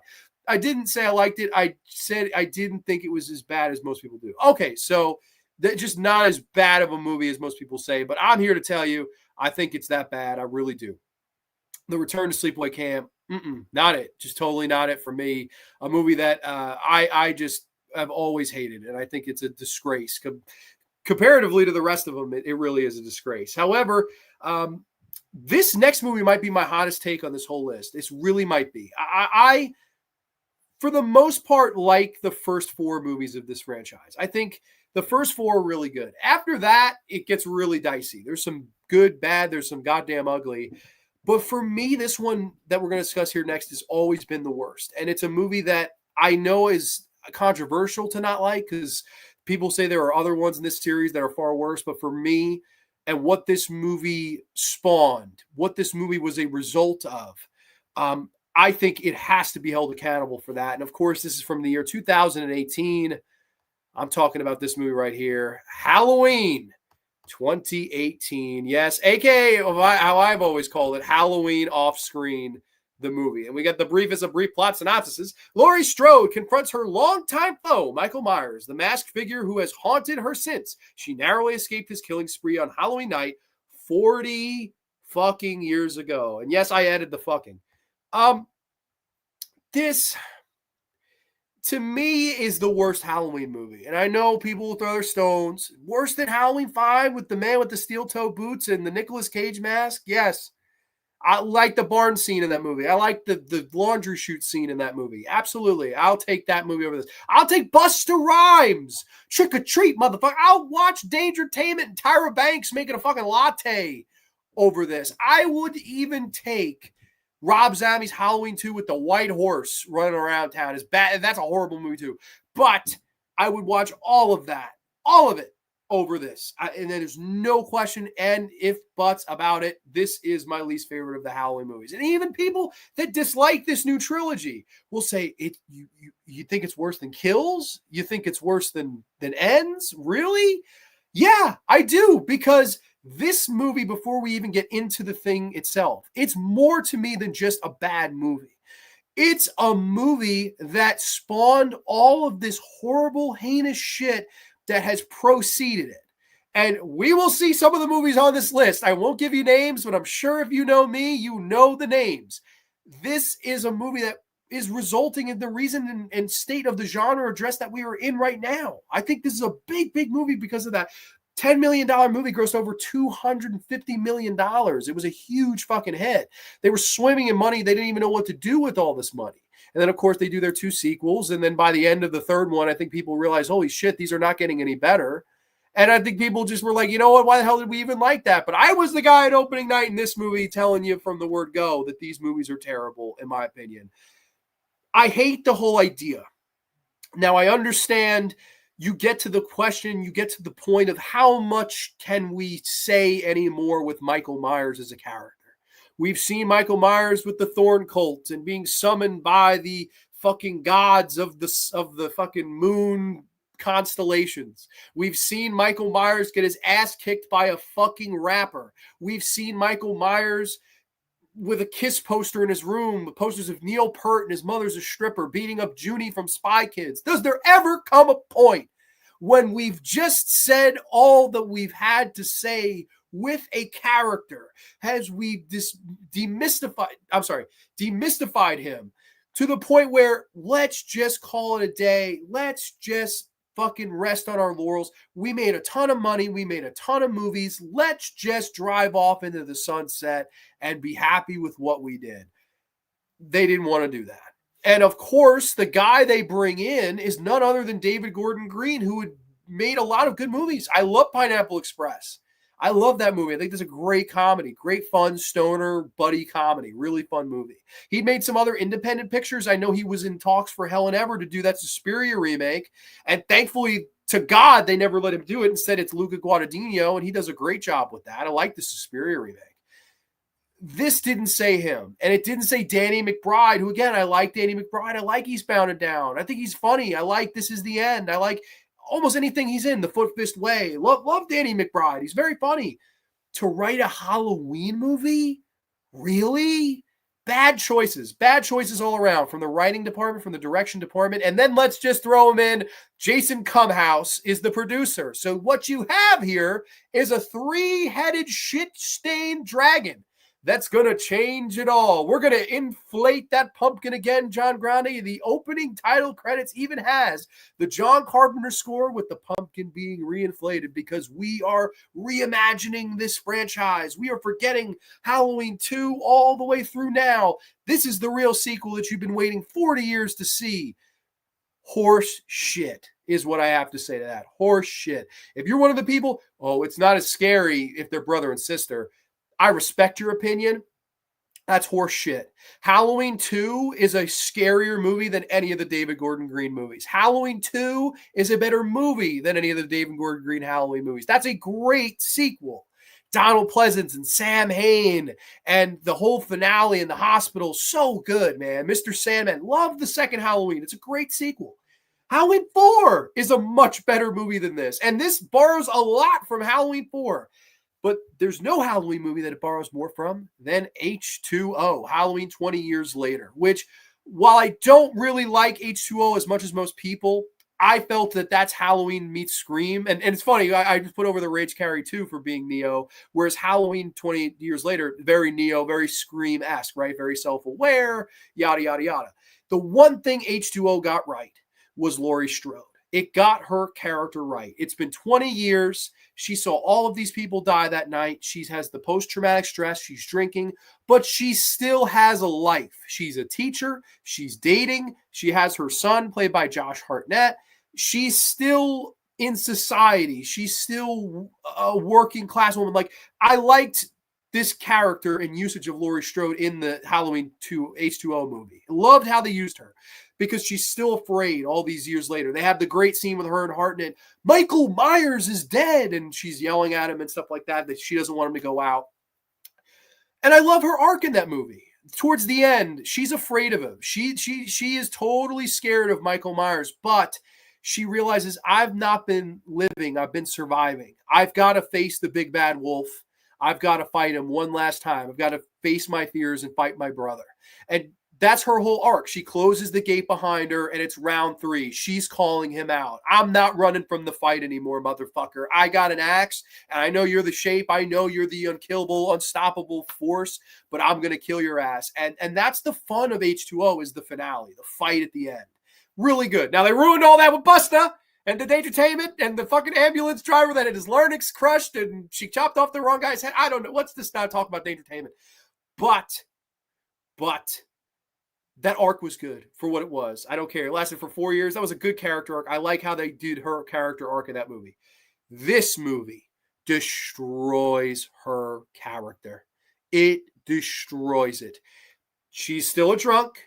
She's still fucking crazy overprotective. However, now she lives in a fucking fortress in the middle of the woods, gated off with all these fucking cameras. She's pissing in jars. She's the crazy cat lady from the fucking Simpsons with Zelda the Witch's fucking grandma hair. She'll only take a bribe for you to come into her house. And she's got her whole fucking house more booby-trapped than Macaulay Culkin in Home Alone. Macaulay would have watched this design and been like, bitch, you've got me mastered, man. Holy shit. This bitch has got an underground fortress under her fucking cabinets. She's got closets. She's got 100 fucking mannequins. Well, I don't know. Why you got a bunch of fucking mannequins? Why? What the fuck? I don't know. You have her shitty-ass family, the daughter played by Judy Greer, who has the charisma of a pickle. This woman has the charisma of a pickle, and her whole, oh, my mom trained me to be tough, and I resent her for that. Bitch, wake up. She is sleepwalking through this movie. And then the granddaughter, Andy Matichak. Oh, Andy's going to be a star. No, where are you now, Andy? Where are you now? Did I see you on a fucking milk carton yesterday? Where are you now, bitch? You're not even going direct to Tubi anymore. Where are you? Where the fuck? Can somebody set up a flare to see if Andy Matichak is there? I don't know. But, oh, we're going to make somebody here. You didn't make shit. You didn't make shit. The boogeyman is not dead. The boogeyman isn't real. And thanks for my money. What? And then you have these horrible podcasters who, hello, Michael. This guy is doing his best fucking Gordon Ramsay impression. Hello, Michael. I have something for you from 40 years ago. I want to see how you interact with this. I want you to talk to me. Why? Why would you give a podcaster fucking evidence of a serial killer's mask and then let him waltz up to him in the middle of the fucking prison? Michael Myers has been staring at a square on the ground for 40 years. He's only got one eye now. Where the other eye goes, I don't know. Where did the other eye go? Is he shoving up his fucking ass? I don't know. But he's just staring at the ground for 40 years. And they decide on Halloween, why don't we transfer him? Why don't we fucking transfer him? It's not like Halloween 4 already fucking did that better than this. Why don't we transfer him? He gets out. And then, of course, we get Michael and Haddonfield killing people. And it is bad because they're trying to do, it's just random. He likes to kill random babysitters because we like to pay homage to John Carpenter. John Carpenter went along with you for 2 reasons. Because you paid him fucking money is the number one reason. That John Carpenter never wanted a part of the sequels. He wrote the second one while he was drunk. He never wanted a part of the sequels. Maybe Halloween 3 you wanted a part of. But after that, no. He liked the paycheck you gave him. And then he said, hey, Cody Carpenter, hey, buddy, you want to do some music for me? You want to go sit down and do some music for me? Come on, buddy. Let's go take some of their money. And they took the Cum House money. And they fucking walked to the pay window at the bank. I don't blame John Carpenter. I would have done the same thing. I'd be a hypocrite to tell you if I wouldn't have taken their money too. Because Cum House money is Cum House money. The movies are going to suck, but at least you're getting a nice, pretty paycheck. And that's all that matters. Especially when you're 80 years old and you smoke pot and you play video games and all you care about is your Kentucky basketball team. That's it. The awful characters in this movie need to be studied to be believed. You have this one lady who's a babysitter, and she's babysitting this kid, and they're talking back and forth, and she's like, I'll make sure I tell your mother about your search history. Ha, ha, ha, ha. What? You're looking through this kid's search history on his phone? What a creep. And then her boyfriend comes over. Hey, look, baby, I got a tattoo of today's date on my arm. It's like the first day of the rest of my life. Oh, I wonder what's going to happen to him today. Oh, Michael Myers is going to kill him. So he got a tattoo of the day he got killed. Isn't that funny? Isn't that crazy? No, it's not. And my biggest problem with this movie from the day it came out is that it's off screen. It's Halloween off screen. There are over 10. I sat there and counted this week. I was curious how many. What was the number? Over 10. There was 11 off-screen kills in this movie. 11. And that's all the ones I know of. Maybe there's more. I don't know because we didn't fucking see it. There's the fucking the podcasters get killed in a bathroom similar to H2O when he teases that lady in the bathroom. I was like, H2O much? He kills all these people in a garage, which reminded me of Halloween 4. It was like they took and cherry-picked from all these sequels, but at the same time, we're like, we're forgetting those ever existed. Yet you constantly reminded me that they did. Just bizarre. I don't know. And then it all kind of culminates to Michael, by the grace of fucking Jeebus, shows up at Laurie's porch, even though they're not brother and sister anymore, and it's supposed to all be scarier because there's no motive for him to chase her. He shows up at her front door, and then, of course, she Macaulay Culkins his ass. This time, instead of she's hiding in the closet, he's hiding in the closet. Instead of this time when he falls off the balcony and is gone, she falls off the balcony and is gone. And all the marks in the semicircle can jack each other off until they can fucking come all over themselves. That's what they can do. And then these 3 whores, I'm sorry to use this word, but you 3 whores are hiding down in the cellar. Oh, what the fuck? Michael Myers moves the cabinet and is standing at the door, and she's like, oh, please don't kill me. Shoots him in the neck. Michael takes a tumble. They close the fucking gate and then burn him alive. They burn him alive, just like in Halloween 2. Burn him alive. What? Absolutely horrible. I think this is a worthless movie. I have always felt this way. I think this movie sucks. It's a disgrace to the Halloween franchise, in my opinion, and is the worst one because of what it spawned. The movies that try to copy it after this we're going to see a few of them. And this to me is the absolute worst Halloween movie. I don't understand why you'd erase all of these movies from yesteryear when you constantly remind me they existed. I don't understand why you ruin the great arc that H2O had for Laurie Strode. I don't understand why, okay, they're not brother and sister anymore. Why is she even in it then? Shouldn't the whole point be I'm back for her? And if it's not going to be that, if they're not brother and sister, the whole point should be we got new people. That's it. No, we don't need Jamie Lee. That should have been what this was to me. But instead they go the route that they go, and unfortunately you get the movie that you get. It's a shame. Checking chat. Yes, I'm checking chat, Mr. Heroic Waffles. I have to get to the top though because I was ranting like a madman, and I don't know where we were. I think we were right here. Do you consider Look What's Happened to Rosemary's Baby to be the worst sequel? I do not. I do not consider it to be the worst sequel. That is not on my list, actually. Sounds like you have a quite different list. LMAO Busta. Trick or treat. Yo, Mikey, you look a little extra fucking crispy. Chilling at work, watching The Graveyard. What better way to spend a work shift, right? You hear me screaming about shit. I'm right there with you, Grande. I can't stand this movie. I actually turned down a chance to watch it in the theater. And I'm the same way. I'm in the same boat. I get people that liked it and they wanted to see. I think the whole goal for a lot of fans, for the marks, for lack of a better term, for diehard marks, they want to see something as close to the original as possible again. So that's why you did a lot of copy and pasting. And to me, that's not what makes a great movie. Like, to me, a great sequel has individuality to it. It continues the story. It makes things grander. It goes for things. This is the ultimate let's play it safe. And I hate that about it. And I hate the arcs that it ruins, the characters, the kills are all off screen. No, this is absolutely the worst one for me. By a mile, it's the worst one. I don't think there's any other one closer to it. My top 6 sequel, Return to Cabin Lake. Okay, Return to Cabin Lake. Halloween Kills and Ends was disrespectful, SMH, awful. See, it's funny. A lot of people feel that way. Either you hate Kills or you love it, or then you think Ends is great because it's different and it did something else. And there's a lot of camps of these people. I'm in the camp of all 3 of them suck. But this one sucks the most. So take that with a grain of salt. To be honest, I loved H2O. Josh Hartnett, yes. Yeah, Josh Hartnett is a big ladies, man. Pineapple Express and Superbad are so good. I love Pineapple Express. He didn't do Superbad, but very similar vein movie for sure. And Step Brothers, some of the funniest movies ever made. That's Adam McKay joint, yeah. I was so stoked to see this when it came out, and what a piece of shit letdown it was. They're all bad. Best movie David Gordon Green made was Joe with Nick Cage. Wow, leave it to Mars. Even this poster is bad. Like, what is this poster? He looks like he's crying. That's your poster? That's the poster that sold $250 million worth of tickets? It's Michael Myers. Looks like you had a bad day. You fucking couldn't catch this bitch and you turn it around. What? He's crying. What the hell? Love H2O. H2O is my favorite sequel. H2O in comparison to this is the original. It's that much different.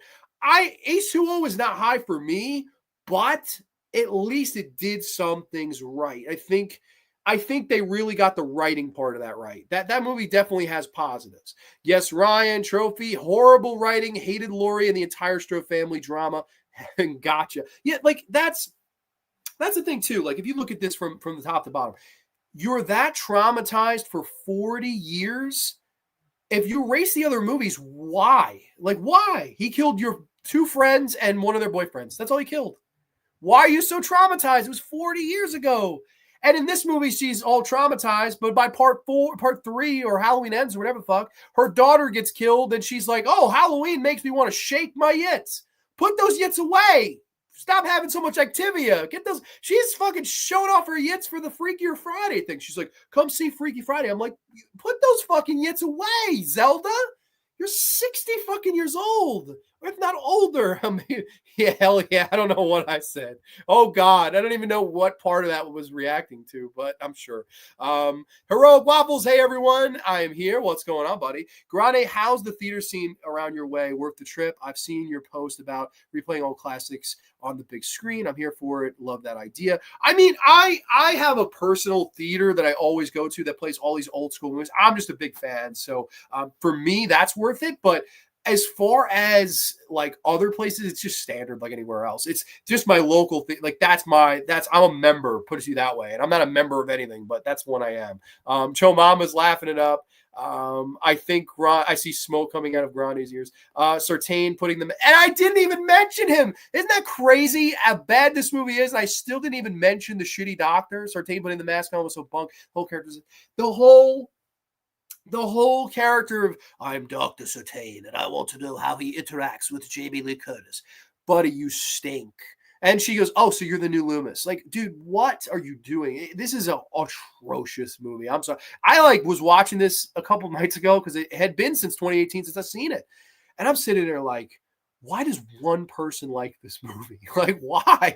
And then a lot of people came at me. They're like, not Halloween 5, not Halloween Ends. A lot of people were upset I didn't have Halloween Ends.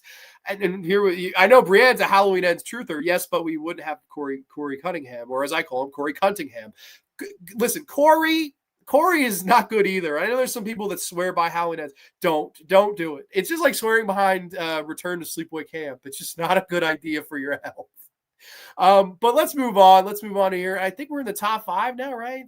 4, 3, 2, 1. Wow, we're only through 5 of these. It's been an hour and a half, so I'm gonna have to go a little bit quicker, or at least try. Maybe this next one we'll skip over a little bit because this one is worthless, and there's really not much to talk about with this next one. From the year 2017, this is one they rioted about, but not for the reason of the movie. This is Jeepers Creepers 3. Yes, Jeepers Creepers 3. And yes, we have another brief plot synopsis. Sheriff Dan Tashtego and a team of creeper hunters enlist the help of Officer Davis Tubbs to help stop the monster's eating spree. What the fuck is this? So, backstory, if you don't know it, because that's probably the only thing you really can run home about here. Jeepers Creepers 1, I think, is a good movie. I saw Jeepers Creepers 1 and liked it. I never knew the director's backstory until years later. If you don't know the director's backstory, I can talk about it a little bit. Obviously, I'm not going to go super in depth because then this becomes something completely different. But if you don't know, he had directed a movie in 1989 called Clown House, where on set he filmed himself sexually assaulting 2 of the young male actors on site. And he was proven guilty. He filmed it and, of course, was only given a minimal prison sentence. I believe he served 18 months, which, in my opinion, that's not doing your time. He should have been locked up forever for ruining the lives of 2 young children. And, of course, he got out in a year and a half, and who else gave him his job back but Francis Ford Coppola? And yeah, no, another reason not to like Francis Ford Coppola. I know he's made some good movies, but he's a heinous human being. There's no doubt. I like the first Jeepers Creepers, with all that being said. Even though I know they ripped off the Unsolved Mysteries episodes, I like Gina Phillips, I like Justin Long. You know that part in horror movies when everyone says to the guy that you shouldn't do this stupid thing? This is it. I love that. And the song, Where'd You Get Those Eyes? I love that. The second one, which is basically just a ripoff of a South Park episode, different story. I don't hate it like some people, but it's a horse of a different color. It's a white horse of a different color. The third one, my Lord, all these years later, 14 years removed from Jeepers Creepers 2, you had the budget of $5, a ham sandwich, and maybe a pack of Lunchables, and maybe a pack of Scooby-Doo fruit snacks. I don't know. You didn't even have enough for a Capri Sun. That was the budget they had for this movie, and it was supposed to get a theatrical wide release. Now, of course, there's 2 reasons for that. Reason number 1, the movie fucking sucks. Reason number 2 is all of the people, due to the history of the director, which was much more known now as opposed to it being known in 2001, 2003, respectively, when Jeepers Creepers 1 and 2 come out. A lot of people rioted. You should not show this guy's movies in the theater. This guy should not have given the chance to direct this movie.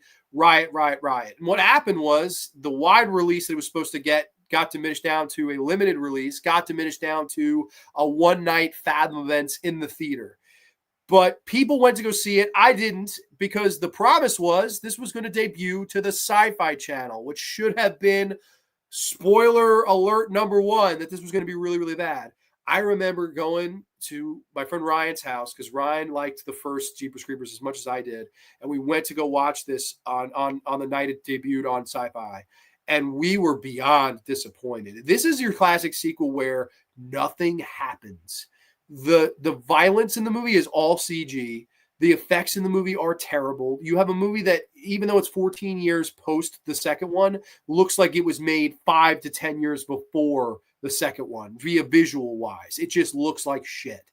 Horrible, really horrible. I mean, the look of the movie. The lead character, the final girl, if you will, a nothing character. You have a sheriff that somehow has a history with this, and you think he's going to have some big arc or big showdown with the Creeper. It never happens. The Creeper just squashes everyone in this movie. You have Meg Tilly running around with her son's severed hand, and she fucking spazzes out and fucking tweaks out on the hand. She grabs the hand and just goes nuts, and her eyes turn white. Why? I don't fucking know why. I don't know. I have no fucking idea why. I have no clue. All I know is that this movie is the cure for insomnia. It will put you right to bed. There's nothing entertaining about it. It is beyond a shadow of a doubt the end of Jeepers Creepers for me. I know they made a fourth one, Reborn. I will never watch that. Like, to me, this is the bottom of the barrel. And if somehow that's worse, this movie is a big reason why we go to the Grande's Graveyard Ground Rules and we don't discuss it, because this, to me, takes out any of the hype, any of the hope that you could have for a Jeepers Creepers movie nowadays. It's just truly lifeless. And to me, that's what makes it an all-time bad horror movie sequel. And to be so specific, number 5 on the all-time top 10 worst horror movie sequels.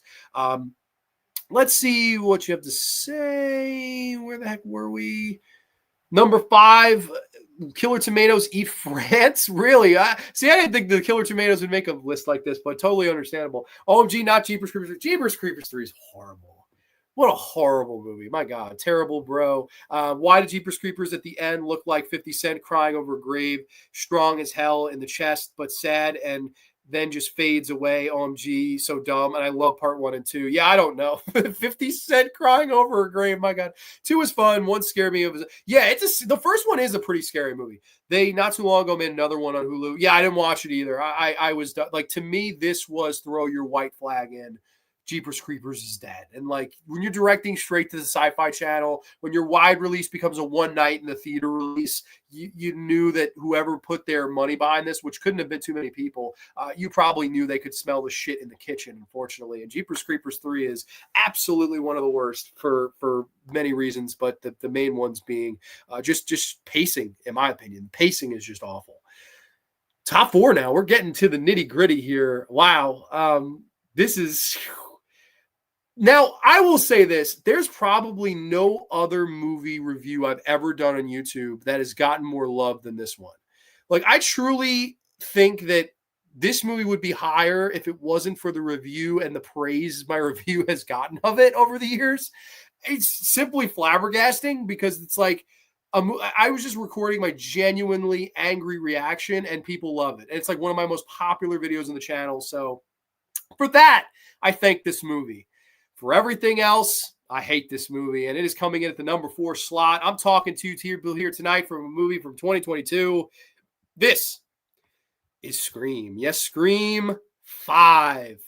Oh, boy. Oh, boy. Brief plot synopsis. Very brief. A new killer dons the ghost face mask and begins targeting a group of teenagers to resurrect secrets. Oh, boy.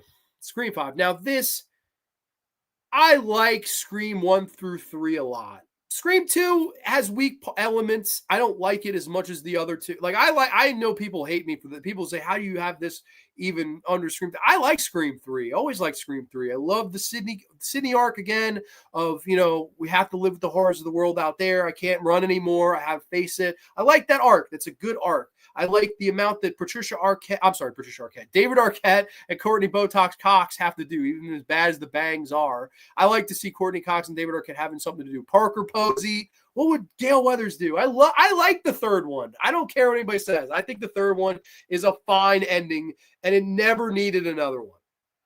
What happened was, in 2011, somebody said, listen, horror is hot again. We just had the Saw train. We've got the Paranormal Activity movies. All these movies are coming around the pike right now, and the genre is hot again. So why don't we resurrect our old friend from the 90s, our neo-horror icon, Ghostface himself, and let's make Scream 4. And Scream 4, I don't like it as much as some people, but it was Wes's last movie. It has that kind of, when you watch it, I kind of go, thank you, Wes Craven. I do have that vibe from watching the movie. The third act is good. I think the finale is very good. Leading up to it leaves a little bit to be desired, but all right, whatever. It's passable. I don't think it's one of the worst sequels ever made. However, what people forget is that Scream 4 didn't make a lot of money. This was not a giant box office hit like they were banking on it to be. Scream 4 was not a big profit. It made some profit, but not what they were thinking. They were thinking Paranormal Activity money. They were thinking Saw money. They didn't get that type of money. It wasn't realistic. It wasn't going to happen.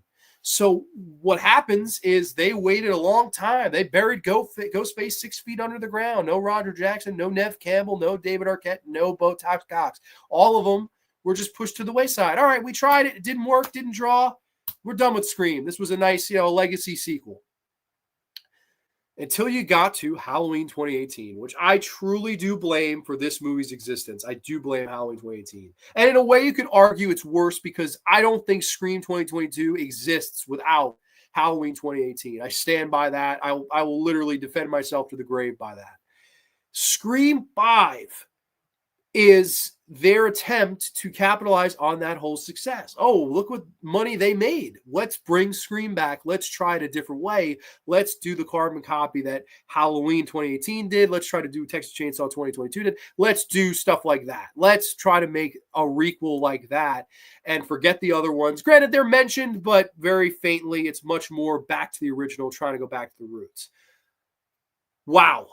What you have is the biggest group of most unlikable assholes you will ever see in a movie. Melissa Barrera, who everyone knows I'm a darling of. I make fun of her and her googly eyes because she's the worst actress on planet Earth, and I don't think it's close. I also, and I'm not one for conspiracy, but I do think there's a conspiracy. I'm sorry. Like, the fact that she didn't audition for this role is a very, very suspicious to me. You're telling me that you had all these people audition, but you picked Melissa Barrera, even though she didn't audition because she had it. Very suspicious of these two directors, Mr. Radio Silence guys, who had done stuff I liked. I liked their VHS segment. I don't really like Ready or Not. Devils Do, I don't blame them. That was a studio thing, you could tell. But I was given them the benefit of the doubt. I'm like, this is an interesting project for them to tackle. What will they do? Very weird. Like, I'm sorry, I got to say this. This is going to be controversial. I'm going to say it. I don't give a shit. I think Melissa Barrera fucked these two directors to get this job. I truly believe that. I'm not trying to be a pig. I'm not trying to be an asshole. I truly think there was no way that they saw this woman and went, you don't even have to audition. You're our lead in our fucking major Scream franchise movie. Not a goddamn chance. I think that bitch auditioned in the bedroom for y'all. That's what I think. Now, I could be deadly wrong. I could be horribly wrong. But a man can have his conspiracies in this world. I can have my 2 cents at the bottom of the barrel. And God damn it, that's what I think happened because this lady does not have any acting charisma in her pinky nail. None. Not a single one. Not even a fraction of what Nev Campbell was in the original 3 movies and even the 4th movie upon that. You have her in this movie. We have the opening scream kill because, we've never seen this before in the horror trivia. Oh my God. And she's referencing elevated horror because elevated horror is better than you and me because it's deeper and because it thinks more and because we're fucking arrogant, pompous motherfuckers. That's what they're doing. That's what I'm Jenna Ortega. I'm on the fucking telephone. I look like I'm 16. And she's going, I prefer the Babadook. And, I prefer elevated horror because it's just much better than that other stuff. Fuck you. She gets stabbed 37 times. I'm 37. She gets stabbed 37 times fucking in her taint, in her sacroiliac, in her fucking Achilles, in her fucking heart, in her fucking throat, in her fucking git, and she survives. I'm alive in the hospital. I'm doing all right. How? You weighed 86 pounds soaking wet with 2 bricks in your pocket, yet you survived 37 stabs to the asshole? How the hell did you survive? And then, Melissa, there's something I need to tell you. I'm not really your sister. I'm the illegitimate daughter of Skeet Ulrich from the first Scream. The killer in the first Scream. I'm his daughter. So you're trying to tell me that Skeet Ulrich, after begging Ned Campbell, somewhere before that, he was begging some Spanish chick in the school, had an illegitimate daughter, and not one motherfucker in this high school heard about it. Not one person heard. Did you hear fucking Melissa is pregnant? I didn't hear that. What the fuck? Wait, what? And she sees images of fucking ghostly Skeet Ulrich in a white tank top t-shirt from time to time, and she doesn't take her meds. And Skeet Ulrich is CGI de-aged to try to talk with her. And he's going, Hey, what's up, Sam? Having a big murder rage, babe. I'm like, what in the hell? Who made this call? Skeet Ulrich is in your fucking head, and he pops up all the time in this movie. I'm like, what the fuck? We get our new merry bunch of asshole kids, right? They all look like they're fucking 30, that are keen to the horror scene, that know what it is to be in a horror movie, and they're talking so meta. They're holier than thou. We have Randy's niece and nephew, who are named Mindy and Chad. Mindy and Chad. Mindy is the most horrible, awful character in the history of cinema, who I know everything. I know everything about everything, and I know cinema because I am Mindy, and I do not care about my snaggletooth. I am here to tell you about your life and what you need to improve. Fuck this lady. I hate her. I hate people like her in real life. No at all. No. Fuck you, this fucking bitch. Oh, Recals are this and Recals are equal to that. And we all hate when things get met. Shut up. That lady could shut up. And you have Cuba Gooding Jr.'s son, who was, again, the personality of a grape. I'm Mason Gooding Jr. I'm just sitting here. I'm sitting here doing nothing. And I'm going, wow, it's whack. No, you're whack, my guy. You suck. Every single one of these people in the new cast sucked. We have Mikey Madison, who's an Oscar winner now. I'm not the crazy killer. I'm just going to look at everybody like I'm not the crazy killer because then they won't think that I am. Mikey, what the hell? Mikey Madison sucks. And of course, my least favorite, actually second least favorite, nobody's worse than Mindy. Dennis Quaid's son, Jack Quaid, who in that infamous rant I titled Generic Boyfriend Number 1. Who, like I said, has the personality of a piece of fucking whole wheat bread. Who has the personality? He's not even Wonder Bread. At least Wonder Bread has wonder, has some personality in there. No, he's grainless, dickless, whole wheat bread, generic boyfriend number 1. And we can't suspect him, right? Obviously, it's fucking him. This is terrible. The whole entire movie is awful. There's not one good kill. There's nothing to say about the genre anymore. The whole motive at the end is we wanted to kill you guys so Hollywood would have better material to make better stab movies. That's the motive of the killers in this movie. Because they want better films, they decided to kill and murder all of their friends. That's what they fucking did. I'm like, what? That is the most horrible fucking thing I've ever heard in my life. Like, what? Who the fuck would buy that? I just thought that was terrible. And then, of course, they shoehorn back in the old 3, right? David Arquette comes back. You can't kill David Arquette, right? That's like the documentary says. It couldn't kill him fucking in the GCW scene. Nope, he gets killed in this movie. He gets killed by Mikey Madison. He fucking gets killed because his phone rings. He gets fucking stabbed to death. Courtney Botox Cox is back. She's just got fresh home from bleaching her asshole. She's here. She's listed the bangs, but she's here to fucking just stand there and be like, oh, I want to write a book about a deputy named Dewey. Fuck you. Go fuck yourself. And then Nev Campbell, who her character's married, Patrick Dempsey. We don't see him. And then she's just jogging on the phone, and she's on the phone the whole time. And then she shows up, and she's like, I've been through this before. And then Courtney Cox is like, you ever hear when they say you need to talk about the original? Here's the original. I'm like, dude, this is horrible forced writing. It's just maddening. The direction from these two guys this rate is horrible. Wes knew horror. Wes knew the genre. Wes was a great filmmaker. And he could direct his way through all of it. And man, he did a great job with those Scream movies.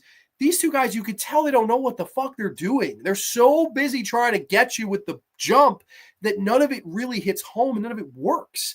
The writing is bad. The characters are bad. The motive is bad. The whole fucking movie being 2 hours long is unnecessary. And it's just, to me, the epitome of a bad requel movie. I despise Scream 5. It is absolutely one of my least favorite movies of all time. You can make the case for it being number 1, but to me, I can't believe that this spawned a movie that the sequel to this, Scream Dicks, which I call Scream 6, Scream Dicks, that made a ton of money too. And then they stupidly fired Melissa because all the money was there. And then once Melissa walked, fucking Jenna Ortega walked, because Jenna Ortega don't need your money. She's fucking Wednesday. She don't need your money. So it is what it is. I mean, when you look at these two movies, but man, to me, Scream 5 is the absolute epitome of shit. I despise Scream 5. I truly think it's one of the worst movies ever made. I hate it like the plague. Same, I'm a Scream 1 through 3 fan too. Love Sydney. Yeah, Nev Campbell, you could see the difference between an actress that got it, knew how to be a final girl, and an actress that didn't. I mean, Lisa is so bad in this movie. The inner conflict of fighting with your dead dad who's haunting you and from beyond the grave with a fucking t-shirt on and bad CGI all over his fucking face. Skate, motherfucker. She, like, it's horrible. I mean, horrible. Gremlins 2. I like Gremlins 2 as well. 1 through 3 are awesome. I still haven't watched 5 and 6. Dude, you are a wiser man than me. That's why. You are smarter than me. I got tricked into it. Everybody I talk to, you'll love it. It's so good. It's so good. It's so good. It had like a 7 on IMDb for a long time. It's down to a 6.3 now. So who knows? In 10 years, maybe it'll be down to a fucking 5.3. I don't know. But yeah, 1 through 3 I like as well. I think the trilogy is good. Jonathan Schwartz is in the house. Barrera got whoa, okay, whoa. I'm glad I didn't read that. Jesus Christ, man. What the fuck? Geez. Hey, what's up? Trenchy's in the house. What's going on, Trenchy? The old casting couch. Yes, she got casting couched for sure. She 100% got casting couched. I really think. Because to me, if she had talent, I could see it. She's signed a contract with these motherfuckers to work and be the lead in all the movies they do. They did that horrible one with the ballerina vampire. What the fuck was it called? Abigail. She's the lead in that. You ever notice she's the lead in nothing else but their movies? Like, she did one bad Tubi movie, and then all of a sudden she's the lead of a Scream film and didn't have to audition. Very fucking suspicious. Call me whatever you want to call me. You call me whatever. I don't care. I truly think that bitch got casting couched for sure. 100%. That's what I think. I didn't hate it, but Scream 5 is very mad to me. I mean, well, and welcome Trenchy. Yeah, no, I would agree. It's mad on I do hate it though. I truly like. I remember watching it and like nervously laughing when it ended. I'm like, this is like one of the all-time worst things I've ever watched. And that's why that rant I think was so funny, because I immediately I showered, I shaved, I collected myself, and I just let loose on this movie. And like that's forever one of my most popular videos. And I think the Scream 6 one is pretty funny too. Not CGI Skeet. CGI Skeet in the back fucking seat. She's driving away from the friend's house, and it Skeet's in the back. Hey, Sam. I'm like, what the fuck? Why is this motherfucker in the back seat of the car? You're a ghost. Why do you have to sit in the back? Like, what did you not want shotgun?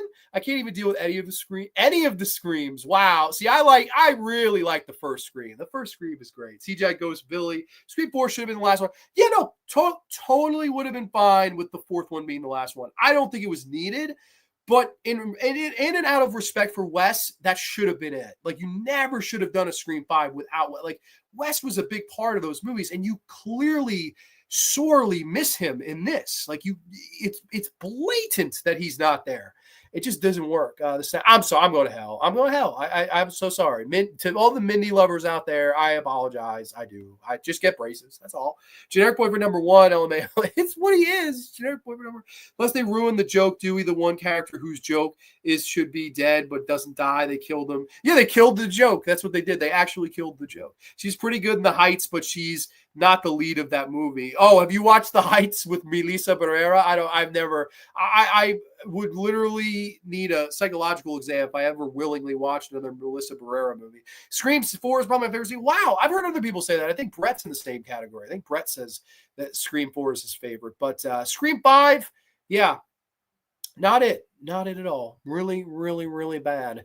As we dive into the top 3, my friends, the top 3 worst horror movie sequels of all time. And if you think that one was controversial, if you thought Halloween 2018 was controversial, this may also be the most controversial pick on the list. I think the top 2, everyone's going to agree the top 2 suck. This next movie got praise. This next movie was beloved. This next movie has a 6.8 on IMDb. It's the only positive reviewed movie in the franchise by critics. It's a movie that came out this year. And I'm sorry to do this. I'm so sorry. I know this is going to catch me controversy. I'm just going to be honest with you. I'm talking about Final Destination Bloodlines. Yes, Final Destination Bloodlines. Brief, Plot synopsis. Plagued by a recurring violent nightmare, a college student returns home to find the one person who can break the cycle and save her family from the horrific fate that they inevitably await. Yes. Holy shit. Now, this, before I was saying with the Grande's Graveyard Ground rules, there's going to be an exception to the rule. Here it is. I don't like Final Destination 4. The Final Destination is horrible, and it was easily going to be on this list if this movie didn't exist. 5, 3, barely passable. I'll take the third one 5 million times before I'll ever watch this one again.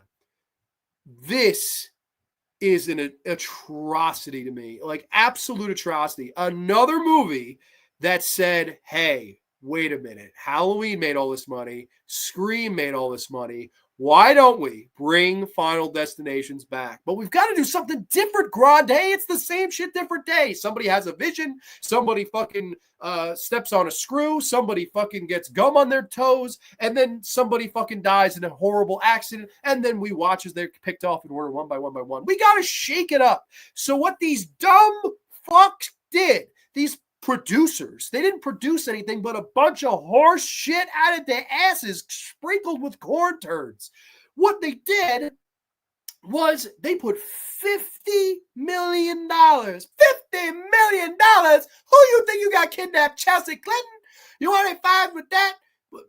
I wish Chris Tucker was here. I wish Chris Tucker could escape us from the monotony known as Final Destination 6 Bloodlines. Their big grand idea of throwing $50 million at this thing was to A, get the directors that brought us such classics as Leprechaun Origins and the Kim Possible movie. I am not kidding you. That's who they got. They said, you know what? Final Destination 6, you know what we need? Leprechaun Origins director and the people that did the direct-to-TV Kim Possible movie. That's who we're going to get. That was the first part of burning your money. The second part of burning your money, Bloodlines. Anything with Bloodlines stinks. Hellraiser 4 is very lucky it didn't make this list. It didn't because all the Hellraisers after it are really, really fucking bad too. Pet Sematary Bloodlines. There's a ton of Bloodlines. It never fucking works. It never has. Spoiler. It never fucking will. This was a horrible idea. The movie opens up with these dumb fucks in the 60s, and I'm going to propose. I'm going to pop the question. I have a ring, and it's up my ass. These people are going to a needle in the sky, and it's its grand night opening. We've got a fucking live band. Hey, shout, no, shout. Fucking, this jerk kid throws a fucking CGI penny off of the Sky Tower. It flies back, gets caught in a vent, and escalates to the Rube Goldberg of this entire Sky Needle falling apart. The elevator collapses, the glass floor breaks, the band is on fire, Janie's got a gun, and this lady in her horrible fucking blonde wig is holding on for dear life for this fucking kid with a gap in between his fucking teeth. Spoiler alert, it ends up being Tony Todd as a kid. Rest in pepperonis, Tony, we love you. And I'm so sorry that your last fucking movie had to be this, but at least he got paid. And he got to go on his own terms. The opening disaster is horrible. It's all CG. And all this movie is CG. It's literally like this movie was made on someone's computer. There's no artificial nature to it anymore. There's nothing left to say about the psychology of life versus death. That's why I love the first two movies. The whole conversation with Devin Sawa and Ali Larder at the fucking coffee table.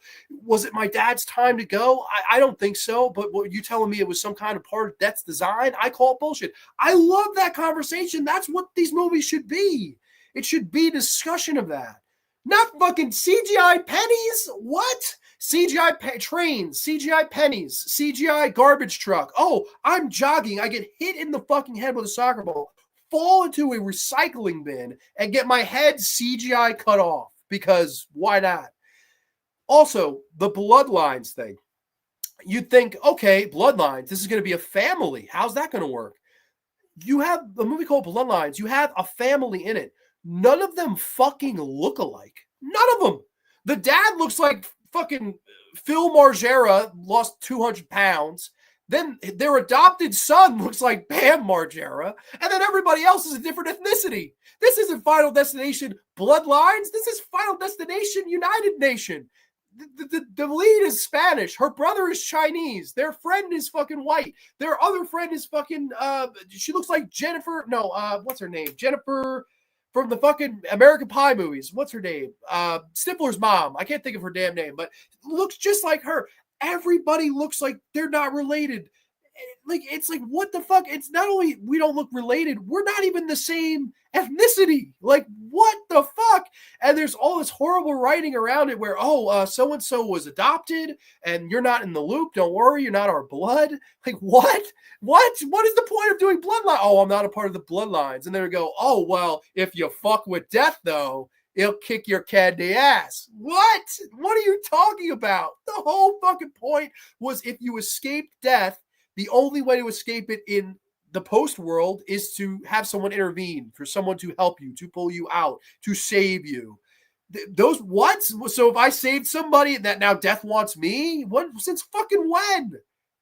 What? You're just making this shit up as you go along? Horrible. You have the backdoor sequence where we're all in a fucking barbecue, and this is the most dangerous barbecue in the history of Canada. Sorry to all my Canadian graveyard goers. This movie is very fucking Canadian, and I don't mean that in a positive way, unfortunately. So I apologize. I don't mean anything towards you or your country. The movie just looks very Canadian to me. Where did the $50 million go?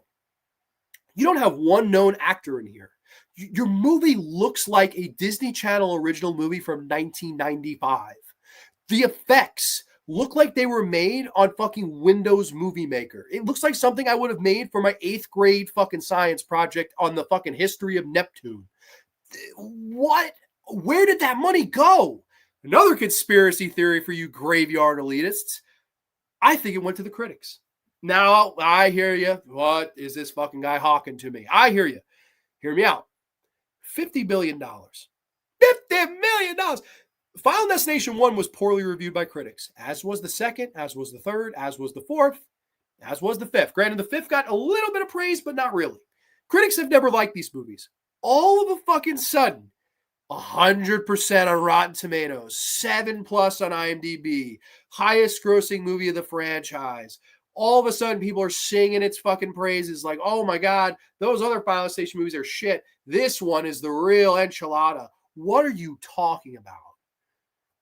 I literally couldn't see liking the first two and then liking it. Like, it really does feel like a direct-to-DVD movie to me. But somehow went to theater and made a shit ton of money, so props to them.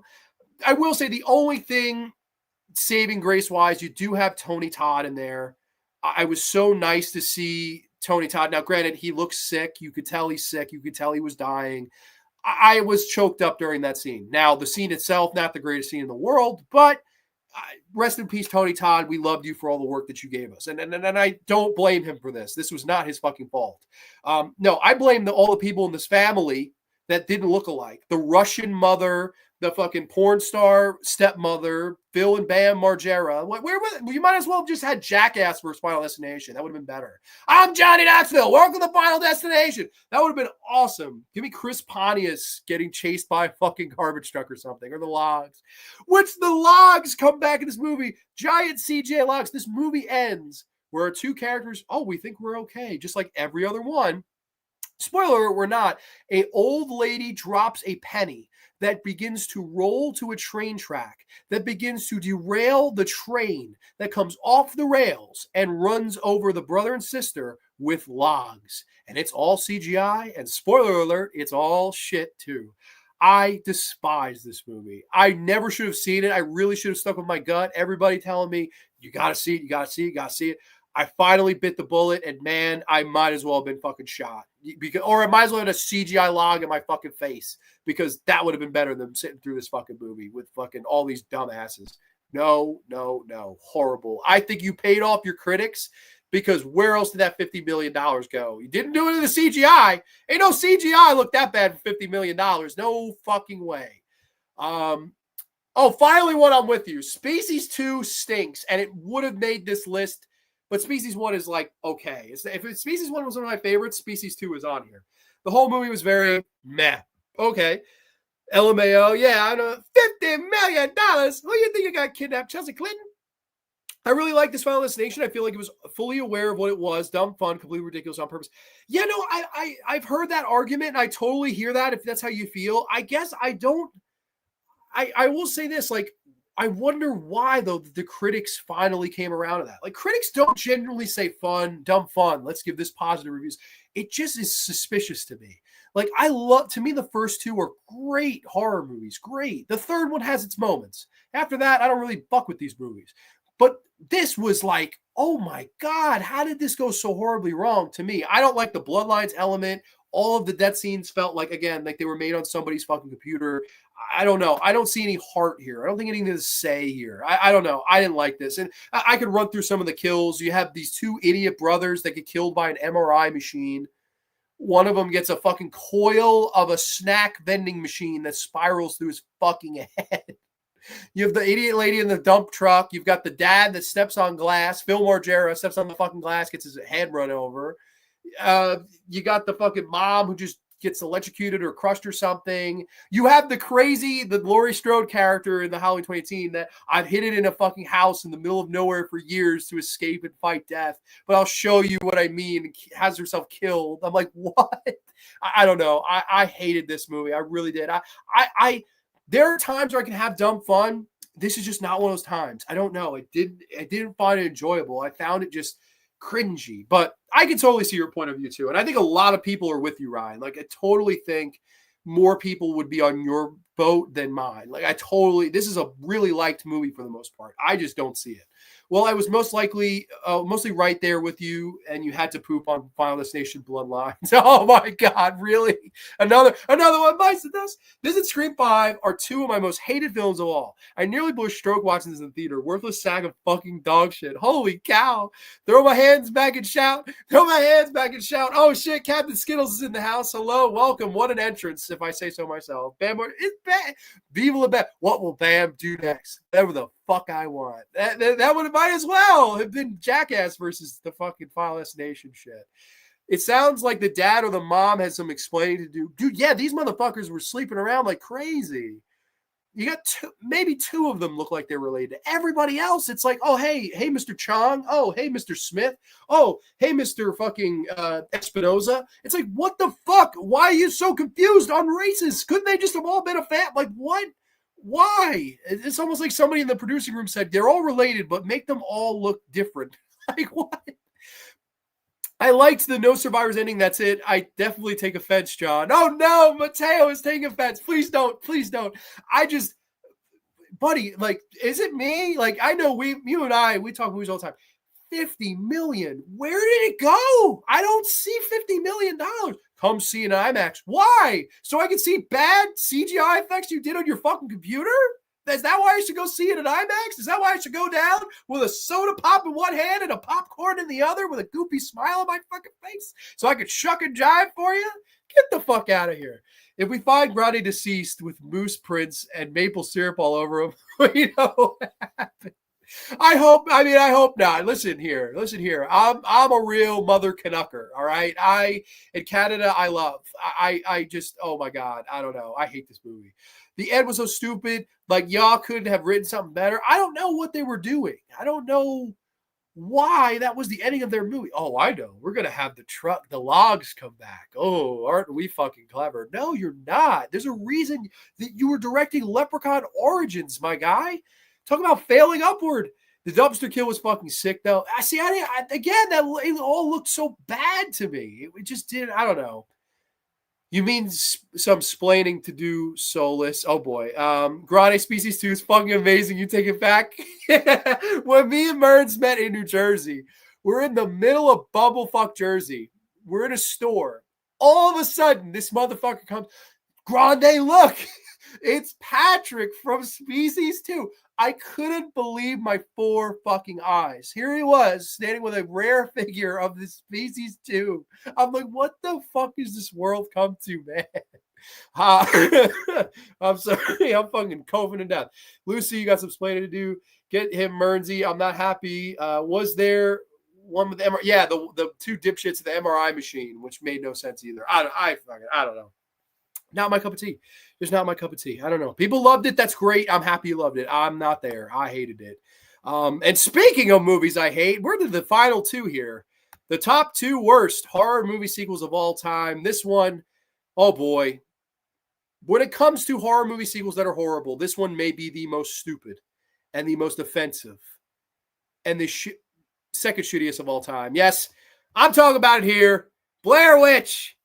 This is technically number 3, but it was just called Blair Witch 2016 now. So don't get all technical on me, guys. After discovering a video showing what he believes to be his vanished sister Heather from 15 years ago, this bitch has been missing.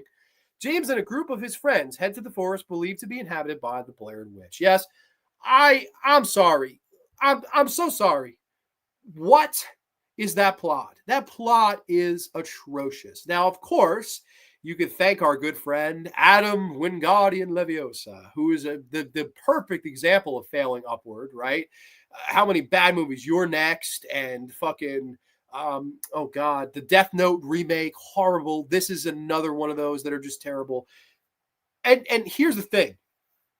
Blair Witch, the original, I love. I adore Blair Witch, the original. It's a movie that's grown on me. I see the horror in it now. I didn't see it when I first saw the movie. It's a movie that's grown on me over time.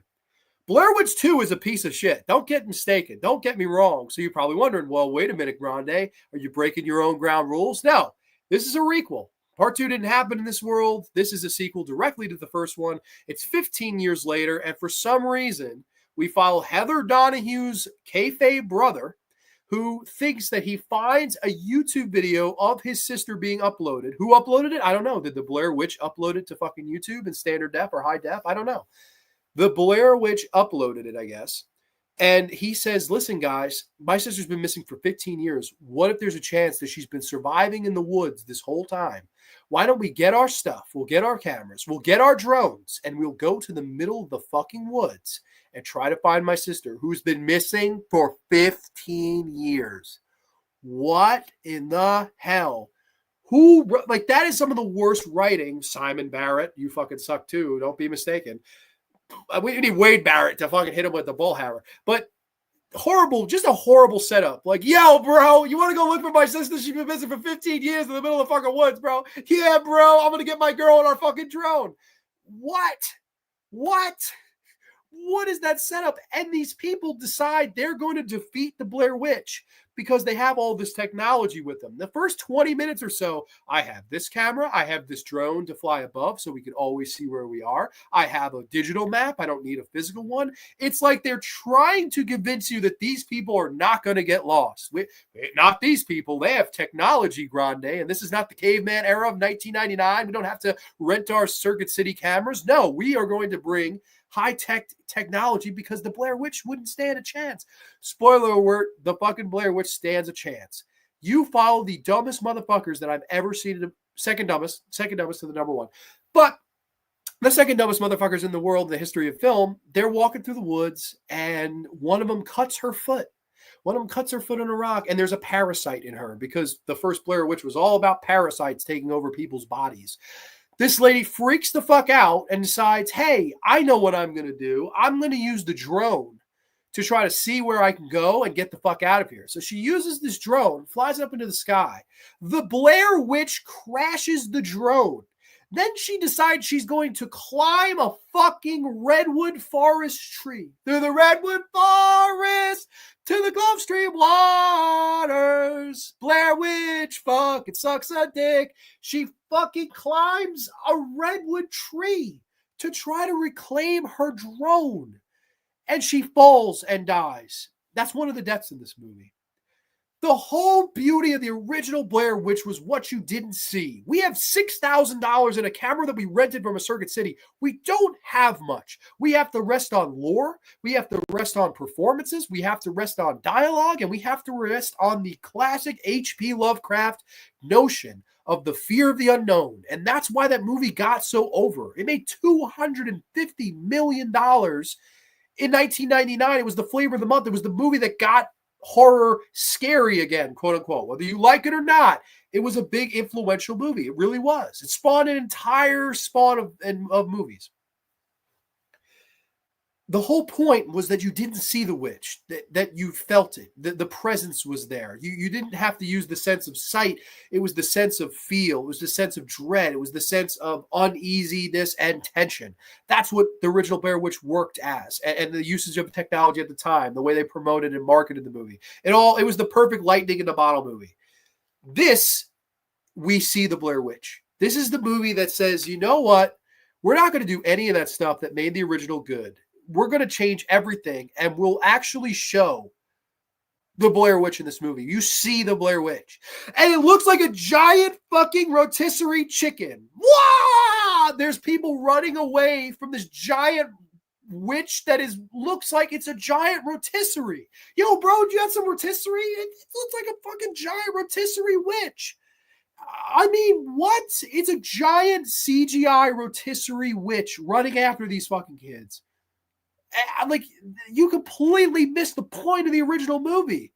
Although, we're paying homage and we love the original movie, and we're gonna really pay it respect that Blair Witch 2 didn't. No, what are you talking about? We have the whole questions that are a part of the first movie. They're all answered here. Where, okay, these two kids decide we're gonna go off. We're gonna go look. They go in a circle. They're back within 5 minutes, and they've been gone for weeks. Like, oh my God, we haven't seen you in weeks. So you get the idea that, yes, there is a time loop. Time works differently. They were gone for 5 minutes, but it felt like 7 weeks to them. Hence, the original movie, they weren't really gone for all that time. They were gone for 5 minutes. Fuck you. I hate shit like that. Oh, do you ever wonder what happens if you took one of these Blair Witch figures and snapped it? Oh, they're voodoo dolls. You'll snap in half. One of the people snaps one because she says, I don't like this shit. And someone snaps in half like a fucking twig. That's one of the deaths in this movie. And it all ends in the house the same way. Someone standing in the corner. Heather was never there. They all got suckered in by the fucking rotisserie Blair Witch. I am not shitting you. It doesn't have any amount of tension. It doesn't have any scares. It doesn't understand or capture the point of what the original Blair Witch movie was. This is truly a movie that did not get it. And I don't know what it is, but whatever it is, it didn't get it. And this is an unfortunate part about this movie. This movie it came and gone. It was really not talked about. And there's a reason for that. There's a reason no one mentions this movie anymore. There's a reason you can watch this for free on Tubi and shit like that, because it's worthless. It is a worthless sequel. And to me, the worst requel of all time. I really am that adamant on it. I hate this movie. Blair Witch 2016 is the worst. And yes, it can't even blame Halloween 2018 for being so bad. Let's see. Honorable mention, Glass. The original movie was such a very cult classic. It was in the news here in the States. Some guy got the MRI machine killed in real life. Oh boy. It happened after FD Bloodlines came out. Really? Wow. That's pretty crazy. Oh God, Blair Witch sequel remake was terrible. Yeah, sequel thing was terrible. Book of Shadows was such a bad sequel. It was. And that's what's amazing is that this gets it off the hook. This is worse. This to me is actually a worse movie. At least I can look at fucking Kim Director. I could look at Erica Learson. I could look at some good looking women in that movie. This is nothing. There's nothing to go on. I didn't like Blair Witch period. It was stupid to me. Yeah, a lot of people feel that way. But compared to the original, this is the worst. Blair Witch is the worst requel of all time to me. I'm with you. The OG is one of my favorite films of all time. Adam didn't get it. Fucking moron. This film is worthless. The giant chicken. The giant rotisserie chicken. Yes. Haven't thought about this movie since it came out. This was so bad. It really was. And I think, interesting, right? Some of these movies, yeah, we think about them, right? Like totally, I would say Hills of Ice 2 comes about. Like this one in particular, it's so forgettable. It's like the minute I saw it, I was like, yeah, this is fucking, why would I ever want to remember this? But I think it actually speaks to the testament that it's so bad that you don't even remember it. Like it's there's something so bad that you remember how shitty something is. This is so bad you forget it. Like that's pretty tough to do, but this doesn't. Only scary part was the person in that corner in that basement. That was it. Yeah, I love the ending. The ending is great. That random bearded guy shows up, I think, where in a time loop. Right. Yeah, it's oh God, it's bad. Grande, Ginger Ninja's in the house. Ginger's been reviewing, funny enough, and Merns, if you're still here, the Species movies. Ginger's been reviewing all of them. I've been loving all these reviews. So everyone, go check out Ginger's stuff. Ginger's the bad. Technology versus the supernatural is a good theme and idea, but it's done poorly. See, I actually don't like the idea at all. I don't like, we'll beat you with fucking Zoom cameras, bro. We'll beat you with a drone. I hate that. No, like what? Like I don't know. I just didn't like it. I don't like anything about this movie. Trial Run is in the house. That's a name I haven't seen in a long time, or if ever. Welcome, Trial Run. If you're a first time ever, welcome. I don't remember much for this one. Quite forgettable. I agree, it is quite forgettable. I'm not a big fan of the original Blair Witch, but if I go with a certain mindset, I can enjoy it somewhat. This one is just garbage. It's not even cheesy fun. Yeah, it's just I completely with Trench, man, saying, hey, is it bad as a sequel, or is it just bad movie by itself? Because I recall it being ... watchable. I think it's bad all around, but maybe I can see maybe if you haven't seen the original liking it. I think if you've seen the original, there's no way you would like this. Like, I don't know anyone that likes both. The fact that a lot of the fighting about it being a time loop with random people also in the woods because the trees look like, yeah, exactly. Those are the same as fuck. Thanks. I'm an old fan and new account now. Okay, awesome. Well, welcome. That brings us to number one, the number one worst horror movie sequel of all time. We've been here for 2 hours and 20 minutes. Absolutely crazy, but we're here. We're in the flesh, and we're about to talk about not just the worst horror movie sequel of all time, a movie that I do think is the worst movie ever made. I've debated it.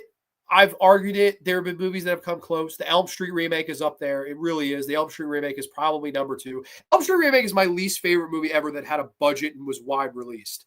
This, we didn't have the pleasure of it being wide released. Thank fucking Jeebus. Instead, no, these two dipshits, James Doodleson and Anna Clavel, they bought the rights to this famous franchise from Salah M. Hassanin, and they decided to spend all their money on the rights and, of course, about $5 to make the actual movie.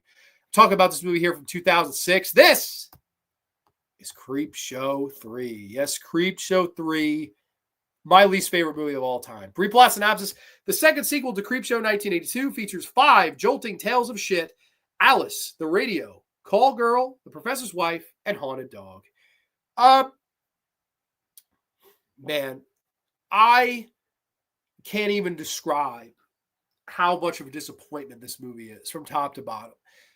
You got to understand, I grew up, I loved Creepshow 1 and 2. I know people don't like Creepshow 2. Some people have told me Creepshow 2 is a terrible sequel. I don't see that. I think Creepshow 2 is fun. The Raft is fun. Woodenhead is fun. I'll give you the Hitchhiker segment leaves a little bit to be desired, but the rest of them I like.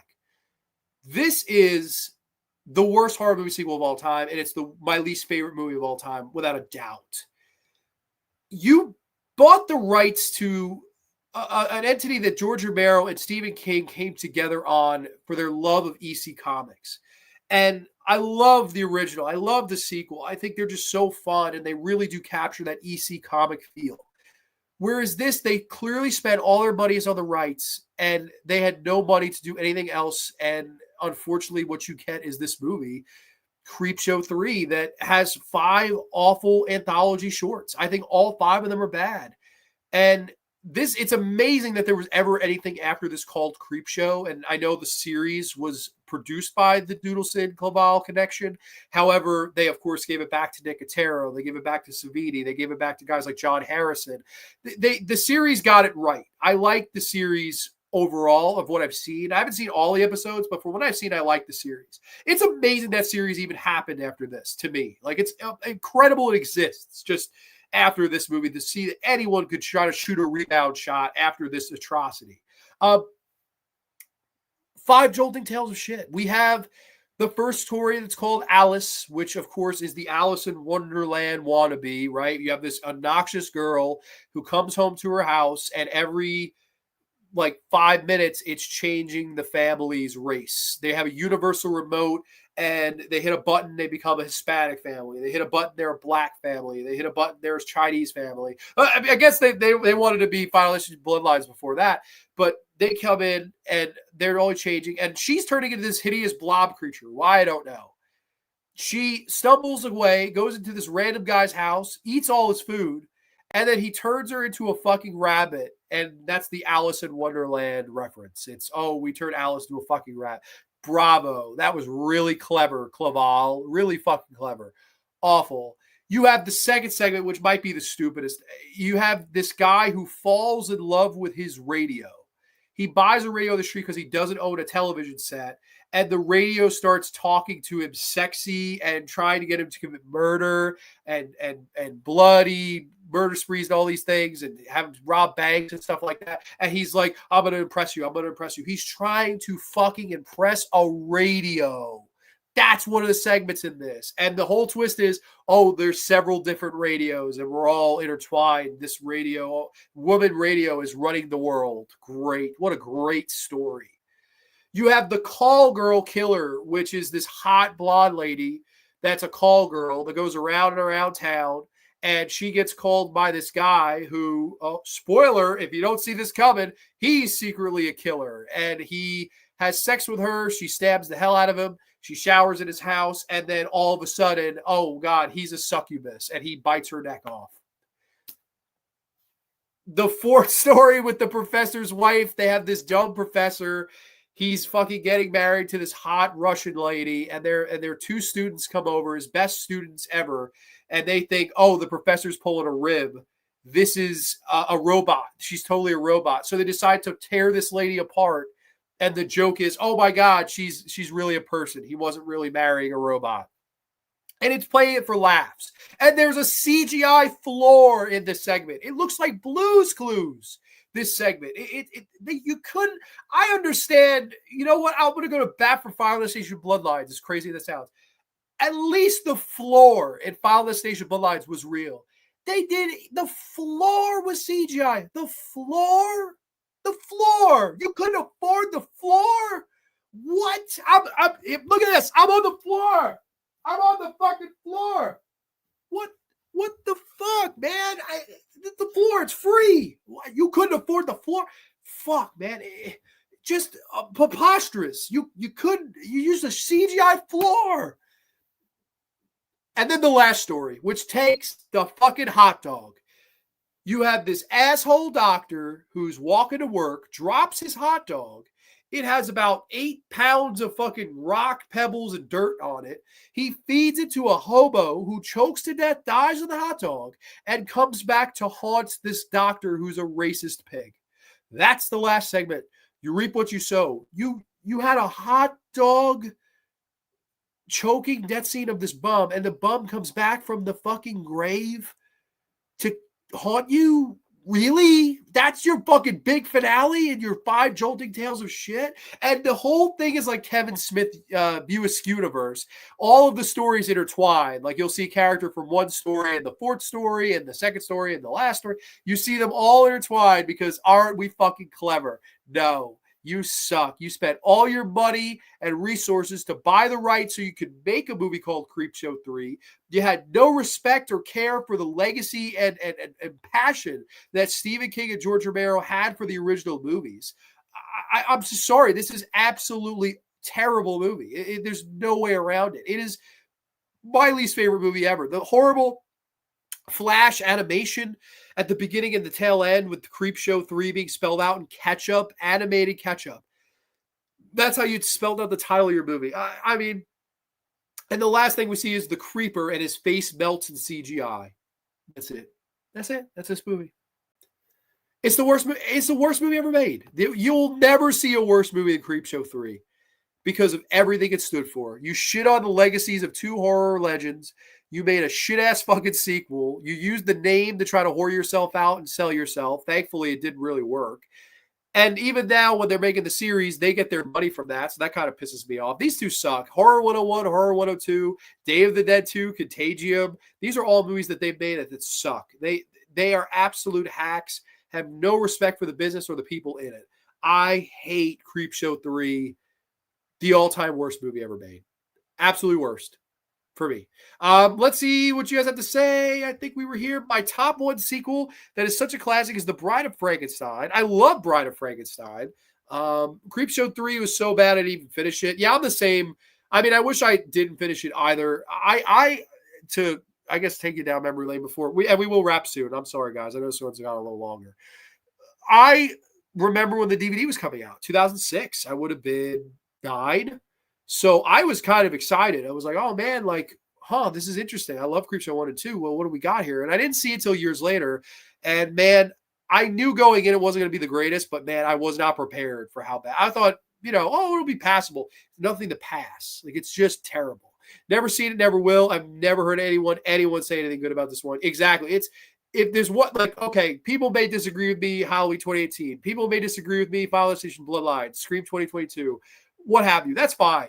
I don't think anyone would disagree with me on this. Like, I'm pretty sure this is a unanimously 100% hated movie. At least I think so, and I hope so. Of course, it's Creepshow. It had to be just garbage, nothing redeemable here. Yeah, unfortunately. The series was cool, and it's getting cool box set release. I agree. The series was good. I have seasons 1 and 2 on Blu-ray, and I liked most of them. I don't think season 3 or 4 I've seen anything of. Like, I talked with Nick Cotero about it at a convention. Like, we were raising our hands, asking him about episodes that were coming up, and he told one that it was going to be an homage to George, and I was so excited. So I will have to see seasons 3 and 4. It's a shame it got canceled. Shout out to George. It's a shame it got canceled, but I mean, from what I saw, liked it a lot. I would have to see seasons 3 and 4 though. But they're a lot better than this. The 5 stories in this movie feel like they're both tied in together. Exactly the View Askew universe that they're going for. Never seen Creepshow. I thought it was a movie buff until Cabin of Dr. Howdy and Graveyard made me realize I haven't seen a lot of good stuff, but I'm here for it. Hey, well, all the recommendations you get always, granted, this is one I would stay away from. The radio story is so dumb, completely deserving of first place. Yeah, it has. To me, it has to be. Oh man, this movie, it's bad. The floor, my feet are on the floor right now. It's free. Crazy. CGI floor. I can't believe it's just sick. Love first Creepshow. The second one was all right. After the radio episode, I turned this one off. Awful. I'm with you. It's just awful. I wish I had turned it off too, but like, was it worth it to see the call girl killer? Was it worth it to see fucking the hot dog, the haunted hot dog segment? I mean, geez. I got to watch this one to see how bad it is. See, you will regret that. It's not so bad. It's good bad. It's not. It's really, really not. Oh, David the 2 Contagion fucking sucks. Well, if you think that sucks, this was their other movie that, of course, brought the rights from Sala and then made the sequel to it. So 2.5 hours later, and we have finally wrapped the top 10 worst horror movie sequels of all time show. This was a crazy one. This was a fun one. I need to check my blood pressure. I think I'm going to be in an arm sling and bandages at work tomorrow. I don't know. I may have an aneurysm. If I do, I love you guys. But just a brief promotion of next week's show before we wrap here. Next week on Grande's Graveyard, I will be discussing the career, a retrospective of Todd Solondz. Yes, Todd Solondz films. I'm very excited to discuss his entire filmography. No one, to my knowledge, has ever done it on YouTube. So I'm really excited, and I'm sort of like pressure filled. So I'm excited to watch those movies for show prep. Really looking forward to it. I've got a fun month of September planned for you. And of course, this was a really fun show tonight. If you're catching the replay, comment down below. Let me know what your top 10 worst horror movie sequels are. Was I crazy? Were there any of these that shouldn't have been on there? Should Halloween 5 be over here instead of Halloween 2018? Am I crazy for having Bloodlines on it at all? Should it have been Final Destination 4? Let me know. Tell me I'm crazy. Did you mention Jeepers Creepers Reborn? I mentioned part 3. Part 3 made it. Coming in late. If you catch the beginning, Ginger, I do go over the ground rules, and you'll know why I picked 3 over Reborn. So if you watch it from the beginning, no pressure, my friend, though. I hope you have a nice day in Australia. Great episode, Grande. Lots of fun. Only, thank you so much, Brittany Ward. I appreciate that. Solondz, fuck yeah, great show tonight. Thank you so much. This was a lot of fun. I know it went a little longer than usual, but a lot of fun shitting on these movies with you guys. Lord Freeze, right at the end. My good friend from the Portuguese, my friend. Lord Freeze in the house. How y'all doing? I'm doing good, man. We're just about to wrap, so I'm sorry to be, tardy for your party. However, if you want to rewind it, you've got 2.5 hours plus of me ranting and bitching and moaning and groaning about some of the worst horror movie sequels of all time. So if you catch that replay, Lord Freeze, please do comment down below. Let me know what you thought of my list. Am I crazy? Am I goddamn ugly? Am I fucking insane in the memory? I don't know. But I do appreciate everybody and your support here tonight. This was a lot of fun. I do appreciate your time. So everyone, thank you so much for a wonderful time, and we will catch you next week only on the Graveyard. 2 sweet peas, and don't watch any of these goddamn sequels. I warned you first.